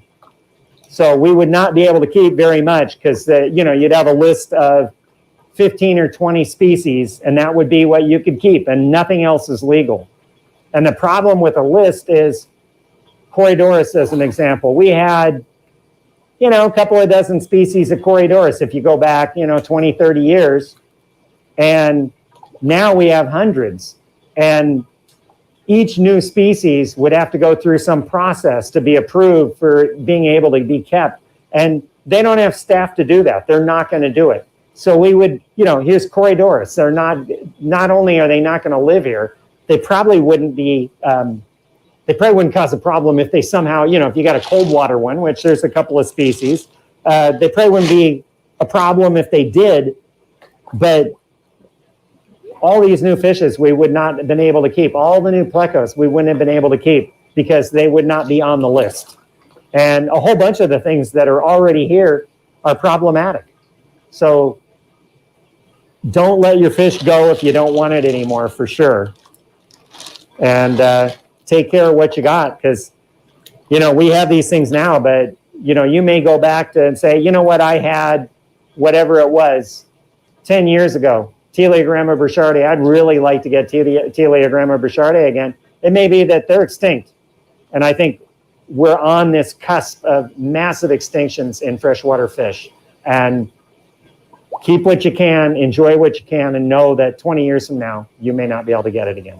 Well, thank you very much for coming out here, Michael, and for all of you joining in on YouTube. I'll tell you that Michael does a tremendous job. You feel like you're, you know, if you have something interesting to say, don't hesitate, because Michael makes it very easy. The Sacramento Aquarium Society is very fortunate that Michael shares his talents with us. And I'm very pleased to share my fish room. It's a passion that I've obviously had for many years. I do lots wrong. I do a few things right, but, you know, we're all in this together, enjoying our hobby and trying to share it. And I think that's what this is about, right? To enjoy our hobby, to enjoy camaraderie, make friends, and share the hobby. That's the Sacramento Aquarium Society in a nutshell to me. And that's why I'm so happy to be a member and a life member of the Sacramento Aquarium Society. So thanks a lot.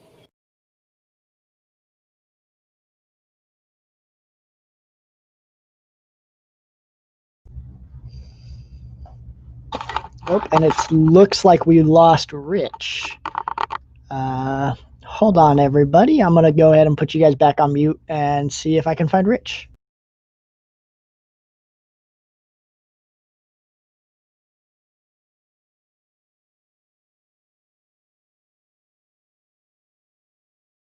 Crashed.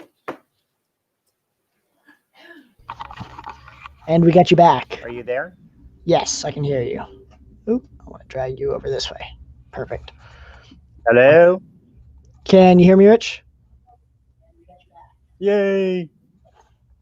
Perfect. Awesome. And then, let's see. I forgot what I was going to even start with. We had a couple of questions. One of the questions along that I remember, and I'm trying to find it, was you have a couple of like 55-gallon tanks that you don't have the water filled up all the way, but you talked about needing that space for the fish to use. Do you need like a, which video do I have sound on for? And I think we lost Rich again now that I'm sitting here looking at it.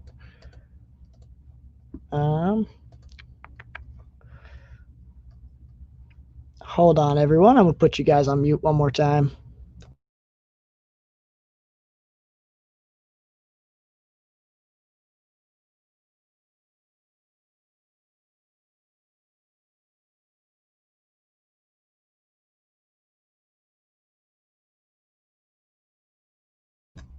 This is just going to be the stream of technical difficulties, so I apologize for that, but we're going to try and get Rich back on here in a second.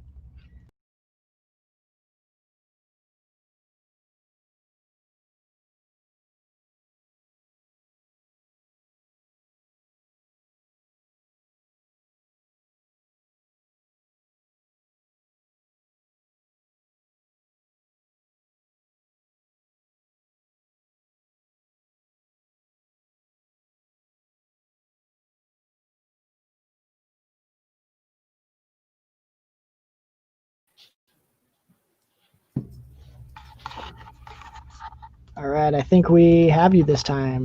That damn thing is starting up. Oh.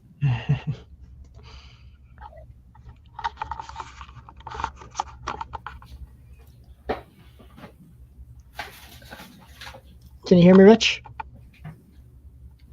I don't know if I'm on or not. I can't tell. Let's see. I hear nothing. Connected to your thing, and he was talking to me instead of you. Turn off your earbuds. I just did. It was hilarious. Okay, I think I got it. Can you hear me, Rich? I can hear you now, Michael. Our computer has crashed twice. Yeah, no worries. It's just been the stream of technical difficulties. Yeah, sorry about that. Yeah, no worries. Anyway, so while we wait for a couple of questions to roll in the chat here, I'm going to ask you one that I saw earlier in the chat, and that was a couple of the tanks you mentioned you needed to move the fish into bigger tanks, so you did. And so you moved them into like a 55 gallon or a 75 gallon, but then you only had the water level like halfway up. Is that because they just needed more of a footprint space, or they needed more of a water volume? Actually, I'll get doing water changes, and because I had a lot of help getting the room in shape by Jonathan and Josh Black came over on the weekends and helped.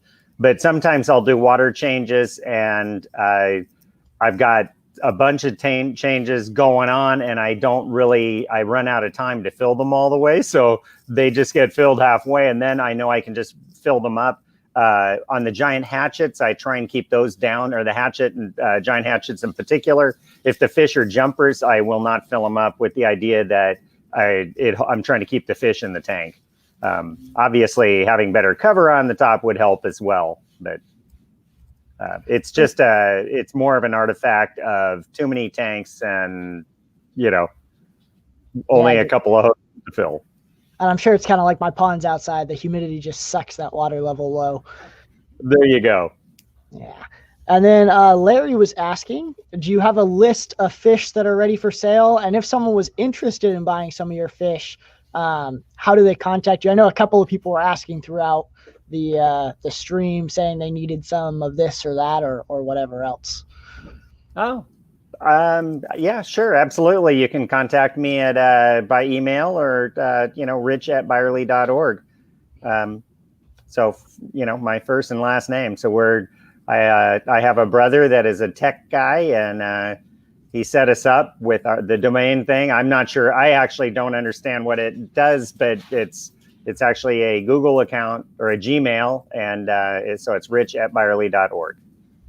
Perfect. And here's another question. Erica was again asking if you had a sale list. And she's also asking, is the triastitis easy to breed? I don't know how to say that at all. The Tropheus? Tropheus, probably. Yeah. So, Triactis. I see. Triactis. Yeah. So they're not adults yet. So I would not be able to answer that question. I've spawned... I spawned the Leopardus probably 20 years ago in another fish room on accident. And I've spawned the small spots and the queen arabesques, the king tigers, probably another, and of course, ancestris. But so I don't know how easy or not easy Triactis are going to be. I just think they're really pretty. And so I tried to put together a group where I have a chance to spawn them once they get larger. Congo tetras I have not spawned Congo tetras. They are soft water, and I'm not sure if I mentioned that tank, I actually split the water. So I soften my well water. Maybe I did mention that with the 0 ppm dehumidifier water. And I don't know if they would be just an egg scatterer or if they're going to lay in a mop. My guess would be they would be a scatterer. So I would try putting them in a tank over mops. First get them nice and fat and ready to go. You want those females to really look ready.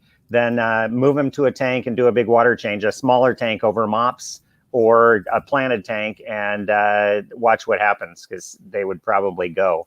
Especially if if you softened the water in your move. So you started with fairly hard, their maintenance water, and you moved them into soft water like it had just rained.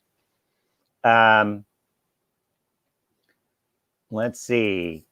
I do not have Tropheus duboisi fry right now, so that group is growing up and they're a ways away. And I have shipped fish. I can ship fish.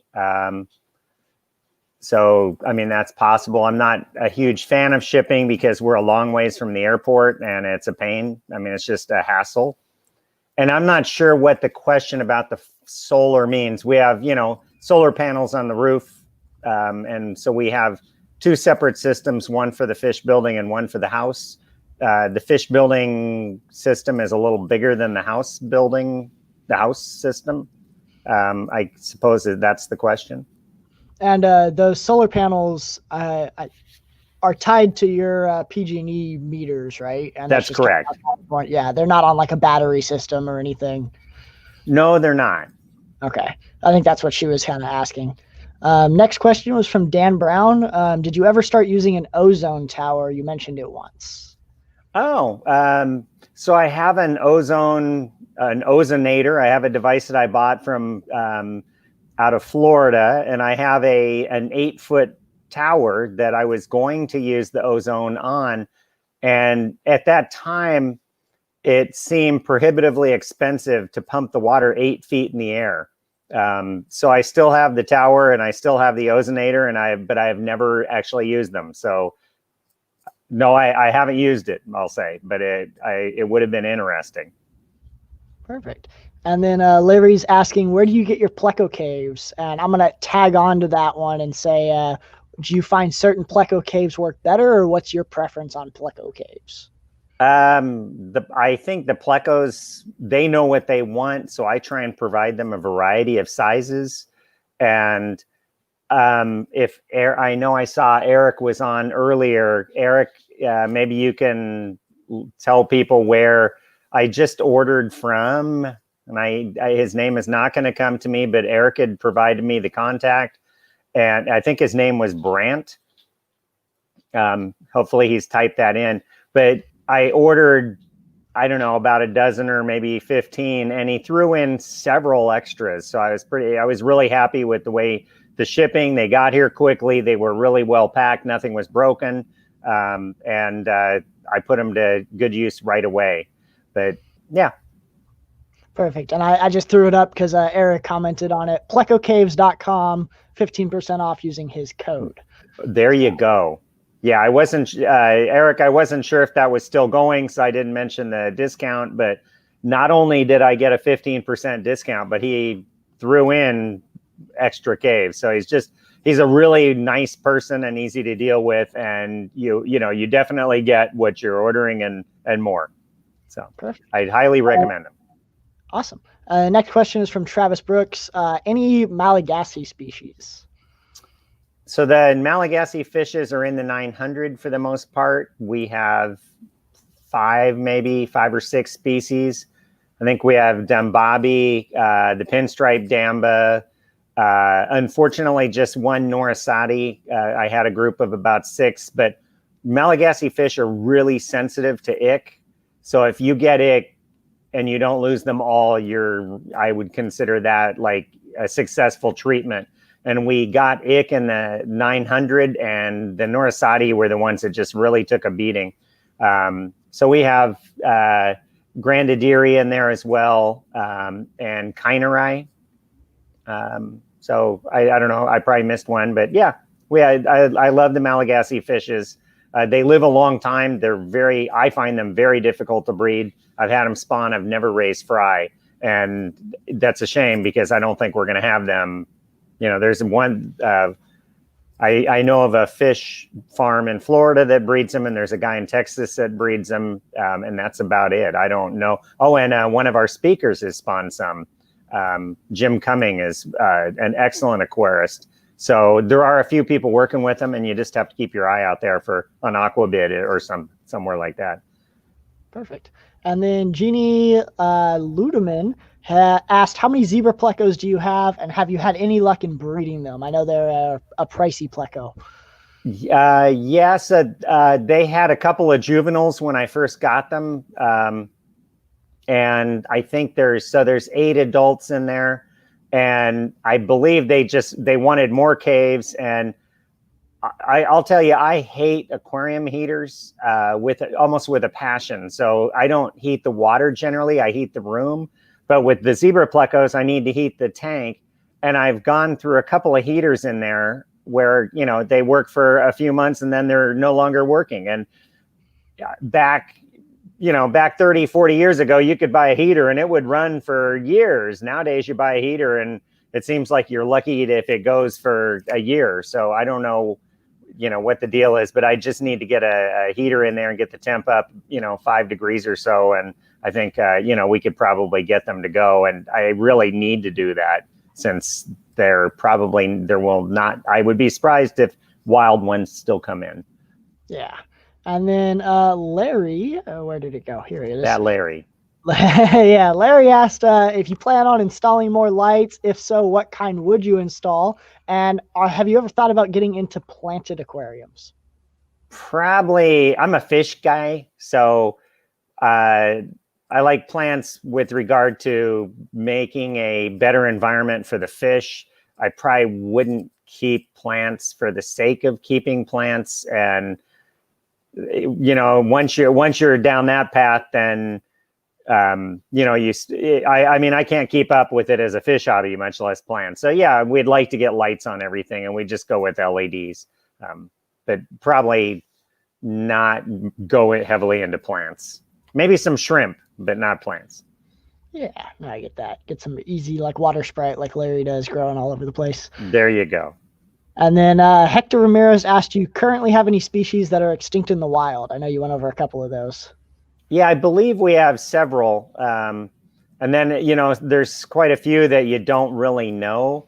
But we have some godiids, and godiids are in trouble. The Malagasy fishes, I don't know of anybody that's been to Madagascar in the last couple of years to do any kind of survey work. So I don't know how they're holding up. I know they were in big trouble.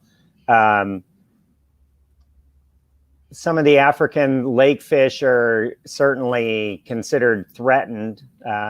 So I don't know that they're extinct, but there's a number of fishes in the hobby that are either extremely rare or extinct, and there's several that are even extinct in the wild.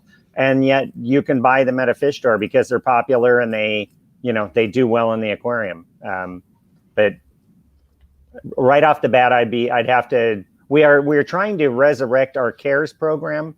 And if we can get that going, then I think we'll really get a handle on, what we have here in the Sacramento area and what's extinct or really in trouble. And hopefully that happens soon. Yeah. And then just a couple of random comments. Eric's recommending Fluval E-Series heaters. I know I have a couple of those. I like them. Larry says Penplax heaters, the hang-on back ones. And Josh Black says Aqueon Pro heaters. And then my personal heater of choice is actually Eheim Jaggers. So I guess everyone kind of has their preference on things that haven't failed them yet. And I think options. That's funny. Yeah, I think that's funny that I'm sitting here bemoaning the state of heaters, and we got recommendations, 4 recommendations, each one for a different kind of heater. Oh, so. Yeah. And then, I lost it. Oh, here it is. Eric asked, when are you planning on expanding the fish room again? Oh my gosh, I can't even imagine. I mean, when I retire, we're going to kind of rebuild and rework it so that it's more automated, hopefully. And so if we can get it, once we start automating it, then I would add in more tanks. But hopefully that's what you mean by expanding. Perfect. And then Larry was asking, where are you finding your rare fish and how are you getting a hold of them? I've gotten quite a few from the Cichlid Exchange. And they have a pretty tremendous list. Up before the pandemic, they were running 750 species or more on their price list. So it's a great place to find stuff.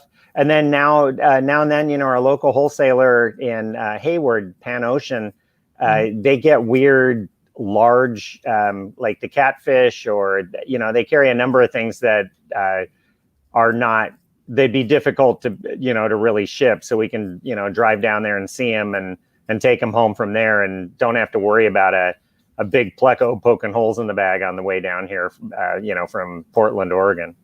Yeah. And then just a little more talk of zebra plecos in the chat. Eric saying they sell $100 per inch retail, and Jeff was saying he saw a pair that was sold for $600 today. Oh my gosh! They definitely need to get breeding those, Rich. Yeah, I guess so.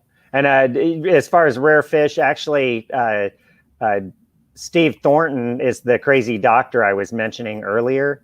And crazy in the sense that he's passionate about fish, like I think most of us are, or all of us.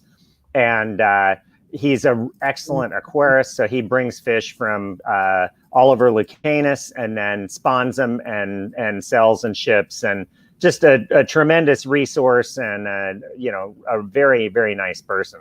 So Steve is for West Africans in particular, and not pelvicochromis types, but the weird Coptodons and Cerathodons and these odd fish that you just will never see in a fish store. He's an excellent resource. Awesome. And then Travis Brooks, I think he asked this before, we kind of talked about it, but I'm gonna pop it up again anyways. Do we contribute to the CARES program? There in Ohio, they keep a list of aquarists with the species involved. So, and I know you talked a little bit about that. Yeah, we have, you know, I think the SAS is an excellent aquarium society, and we have a lot of energy in young people. And we have a young person, Jacob Stagg, who is hopefully working on our CARES program. I think it's a really good program. It originally was launched with an amazing amount of paperwork and record keeping involved. And you have to keep records, but it was all done on paper. And so I think hopefully we can get ours. I know he's had it approved by the board, and hopefully we'll see it rolling in the next few months. I think we would have already seen it if it weren't for the pandemic. So hopefully our CARES program will get rolling, and we can have, you know, we can get these fish moved out so that people, you know, people even in other states and elsewhere can get them, because I'm all about sharing the fish and sending them around and making sure we don't lose them. Yep, I agree with that. And then Janine Luderman asked, how many hours a day do you do water changes? I tend to do them all on the weekends. So you know, I mean, if there's a problem, then I'll do a water change or two during the week. But generally I spend, you know, like 8 to 10 hours every weekend just doing water changes. I know Jonathan was helping last Saturday, and Josh Black the weekend before. And I think, you know, Jonathan was there for, I wouldn't surprise me if it was over 8 hours, and we worked and worked. So that's my weekend chore. Yeah, that's how you spend your weekends. Yeah. And Larry is asking, what are the parameters coming from your well water, and do you have any sort of filter on it? Your fish seem to love it. No, our well is really deep. So we have the deepest well that I know of, deepest private well I've ever heard of. It's 1,200 feet, and it's in granite. So the water comes out at about 200 parts per million with a pH just a hair over 8. So it's actually not bad water to work with. Even soft water fish will live in it. And, you know, and then with the dehumidifier water, I can drop that down if I need to. Like for the Teleogramma burchardi, I dropped it down. I cut it about 50%. So they would have been in 100 part per million water, right? If I cut it 50% with essentially 0. So yeah, it seems like it's pretty good water, and we'll sometimes pull the box filters with the coral out. And I've got a couple of them that have marbles for weight in there. So they have the sponge and they'll just have marbles. And that way we could potentially drop the pH down into the 5s or so, just to get the fish to spawn, and then put that box filter in with the coral as soon as as soon as we have fry swimming. Then we could put the filter in with the coral and let it climb back up naturally, and it won't crash. Awesome. And I'm actually going to jump in a question here that's my own, because I'm a box filter user. You're a box filter user. Absolutely. I haven't tried a ton of them, but I've been using the Lee's 3-way box filters, and I noticed you're using a specific one. Have you tried many of them? Which one's your favorite? And what's your experience on, like, why do you use a box filter over a sponge filter? So, you know, I've told a number of stories about being slow to learn. And one of them is that a number of the fish we keep, they are pretty salt. They can take pretty high nitrates, and they, you know, you do a water change and they spawn. And then if you let them run, they're fine. You know, I mean, the nitrates can climb and climb and climb, and they're just not, they can go quite a while between water changes, I'll say. A number of species that absolutely doesn't work with, of course, discus being an extreme, but my experience with sponge filters is that they would just completely clog. So it would be sitting there and it would look like it's bubbling, but nothing's going through it. And the box filters, the way I have them set up, I like as big a box filter as I can get. I can see in there. I can tell when it's filling with detritus and needs to be cleaned. And the coral gravel does double duty of weighting it to the bottom and also providing that buffering capacity. So that's why I use them, and those are relatively inexpensive and for the size. So if they made one that was, an extra inch or two in diameter and the same height, I'd probably buy a bunch of those and switch some of the tanks over. And I try and keep multiples in larger tanks if I'm using box filters. But you get into the bigger tanks and then they're all on like some kind of a trickle filter. And do you have a specific brand of box filter? I know most of yours match. I don't know which brand that is. I'm not super familiar with it. If you can. I don't remember. I bought 2 cases of them, and I'd have to look in the box. It's been a couple of years.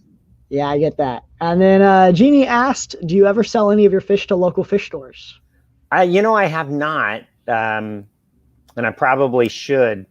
I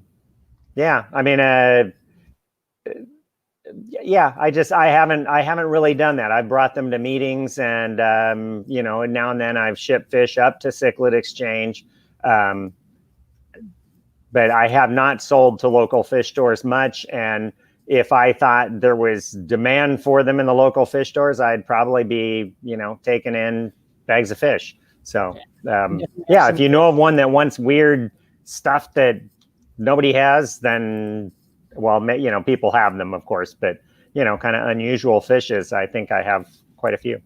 Yeah, I feel like you definitely have some oddball specialty niche fish. And then before we get back to some more questions, just going to plug right here Wiley's comment. You can buy merchandise, the Sacramento Aquarium Society merchandise, on our Teespring store. The link's there. We also have a 20% promo code that's running for this weekend only.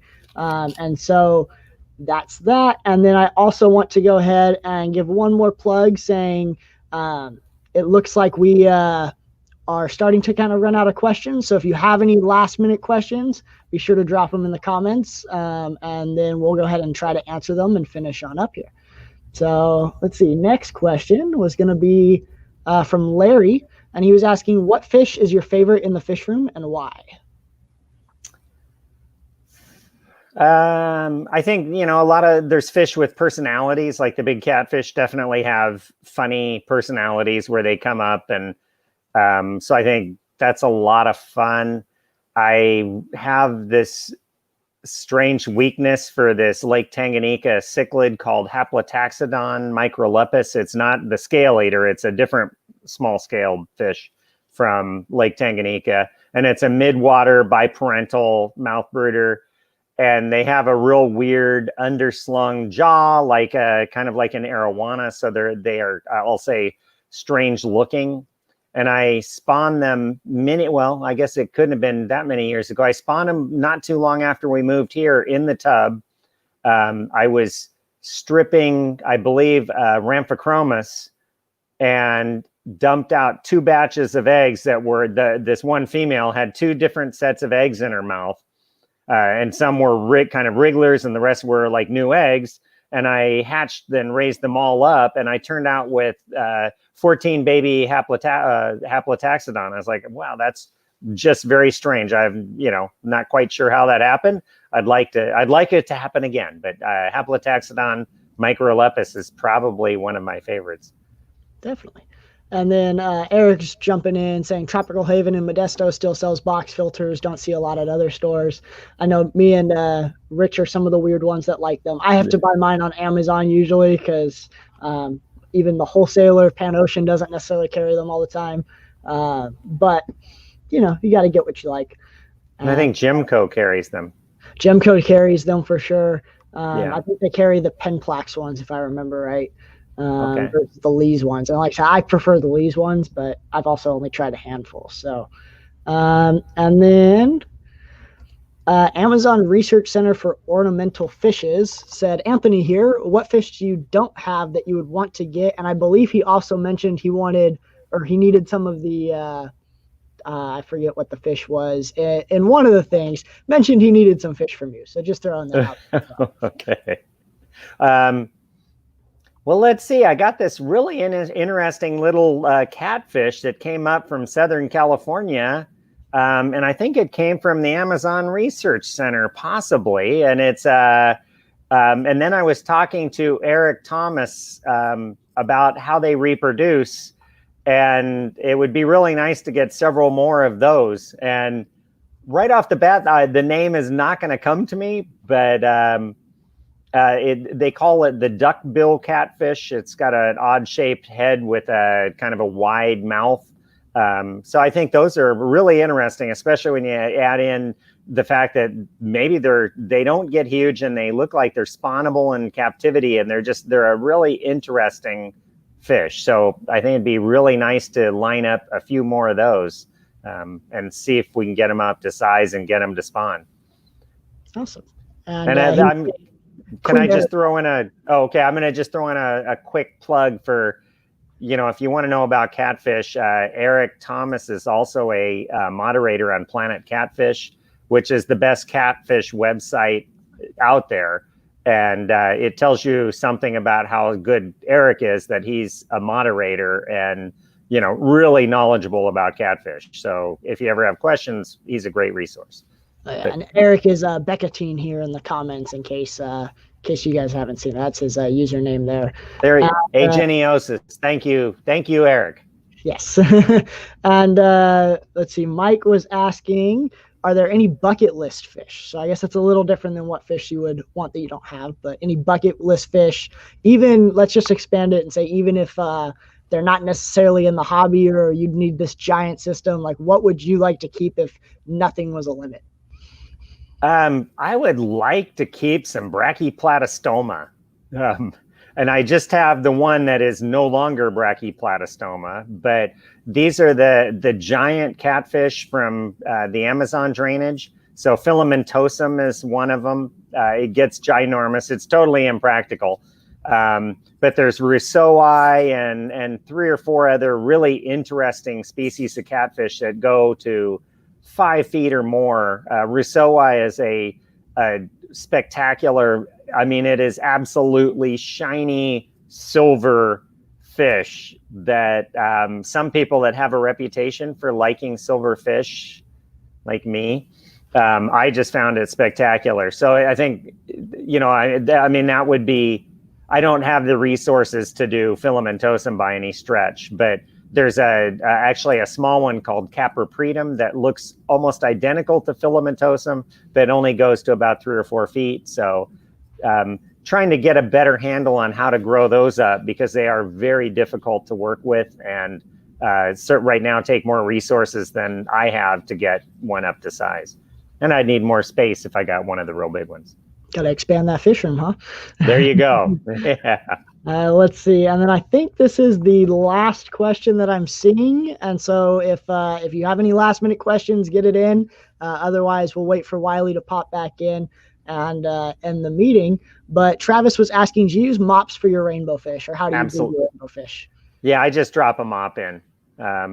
It's super easy. And yeah, I don't know if is there another way to do them? I've never heard of doing them over marbles or something, although I suppose it's possible. But the nice thing with a mop is that you put that in there, they spawn, their eggs are sticky, they stick them in the mop, and you can just put the whole mop in a small tank. And, within a few days, you have all these tiny little microscopic fry.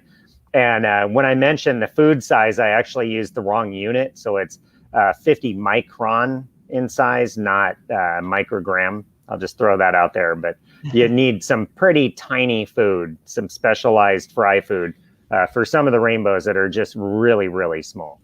Oh yeah, and then I'm going to go ahead and actually plug another Sacramento meeting on this same channel. If you go back, what was it, 3 months ago, 4 months ago when we started doing this, we toured Larry Schenkel and Mary Schenkel's fish room, and they breed a lot of rainbows, and there was a lot of rainbow information there if you're looking. So that video, both the live stream and the video by itself, are on the channel if you're looking for it. And Larry, they are really excellent at spawning the fishes, and even the little tiny ones like Erythrina warneri. I mean, itty bitty little fish that, you know, that you can hardly see the egg, and then somehow this tiny little living organism is going to come out of it. And Larry and Mary have raised these fry up, so they do a great job. Yes, they do. I've gotten a lot of fish from them, not necessarily rainbows, but other fish, and they're always top notch. So. Let's see. And like I said, I think that's pretty much it. So I'm going to call Wiley's name and let Wiley kind of pop back up here. And do you have anything else you want to say, Rich? Any last minute thoughts or questions or anything you want to post? I'd say, you know, I mean, I think we're in this because of the fish, but we're also in it because of the people. And, you know, I mean, there's just a lot of great people that keep fish that are just, you know, super nice and willing to help you learn. And, you know, I hope I'm perceived the same way. And, you know, if you have questions and I don't know the answer, I'm more than happy to steer you to somebody that I trust with answers. And hopefully we can get back to meetings at some point. And we have a tremendously good time at our meetings, and it's just a big social party because everybody gets along so well. So I look forward to that. But Michael, thank you so much for your effort and the great job you did putting this together. I really appreciate that. Appreciate it. And thank you for letting me come bug you for a whole Saturday. Or Sunday, actually, is when we filmed it. Right. But yeah, and I just kind of want to echo what you were saying and say we do have a good club. We're very lucky to have a nice Sacramento club. Super social, big event, always some weird oddball fish and plants that come through that you don't see anywhere else. And so if you're watching this and you're in the area, even if you're within a couple-hour drive, and you're not a member of the Sacramento Aquarium Society, check out our website at the bottom of the video here. And I would definitely recommend considering joining. It is well worth the membership. I mean, you've been around for quite a long time, Rich, and I'm fairly new to the club, but don't plan on leaving anytime soon. Awesome. All right. And so Rich and I are going to dip out, and we're going to have Wiley close out the meeting. And here comes Wiley.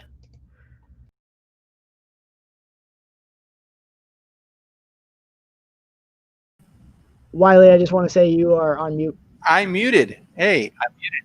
Hey, everybody. I hope you enjoyed this meeting. It's our longest one yet. It was awesome. I was there a few days before Michael was up there and got to go help point to there's algae there, there's algae there, there's algae there, as we was scrubbing the inside of some of those things in preparation for this, and had a lot of fun catching up with him. It was the first time I've seen him in several months, and really enjoyed this.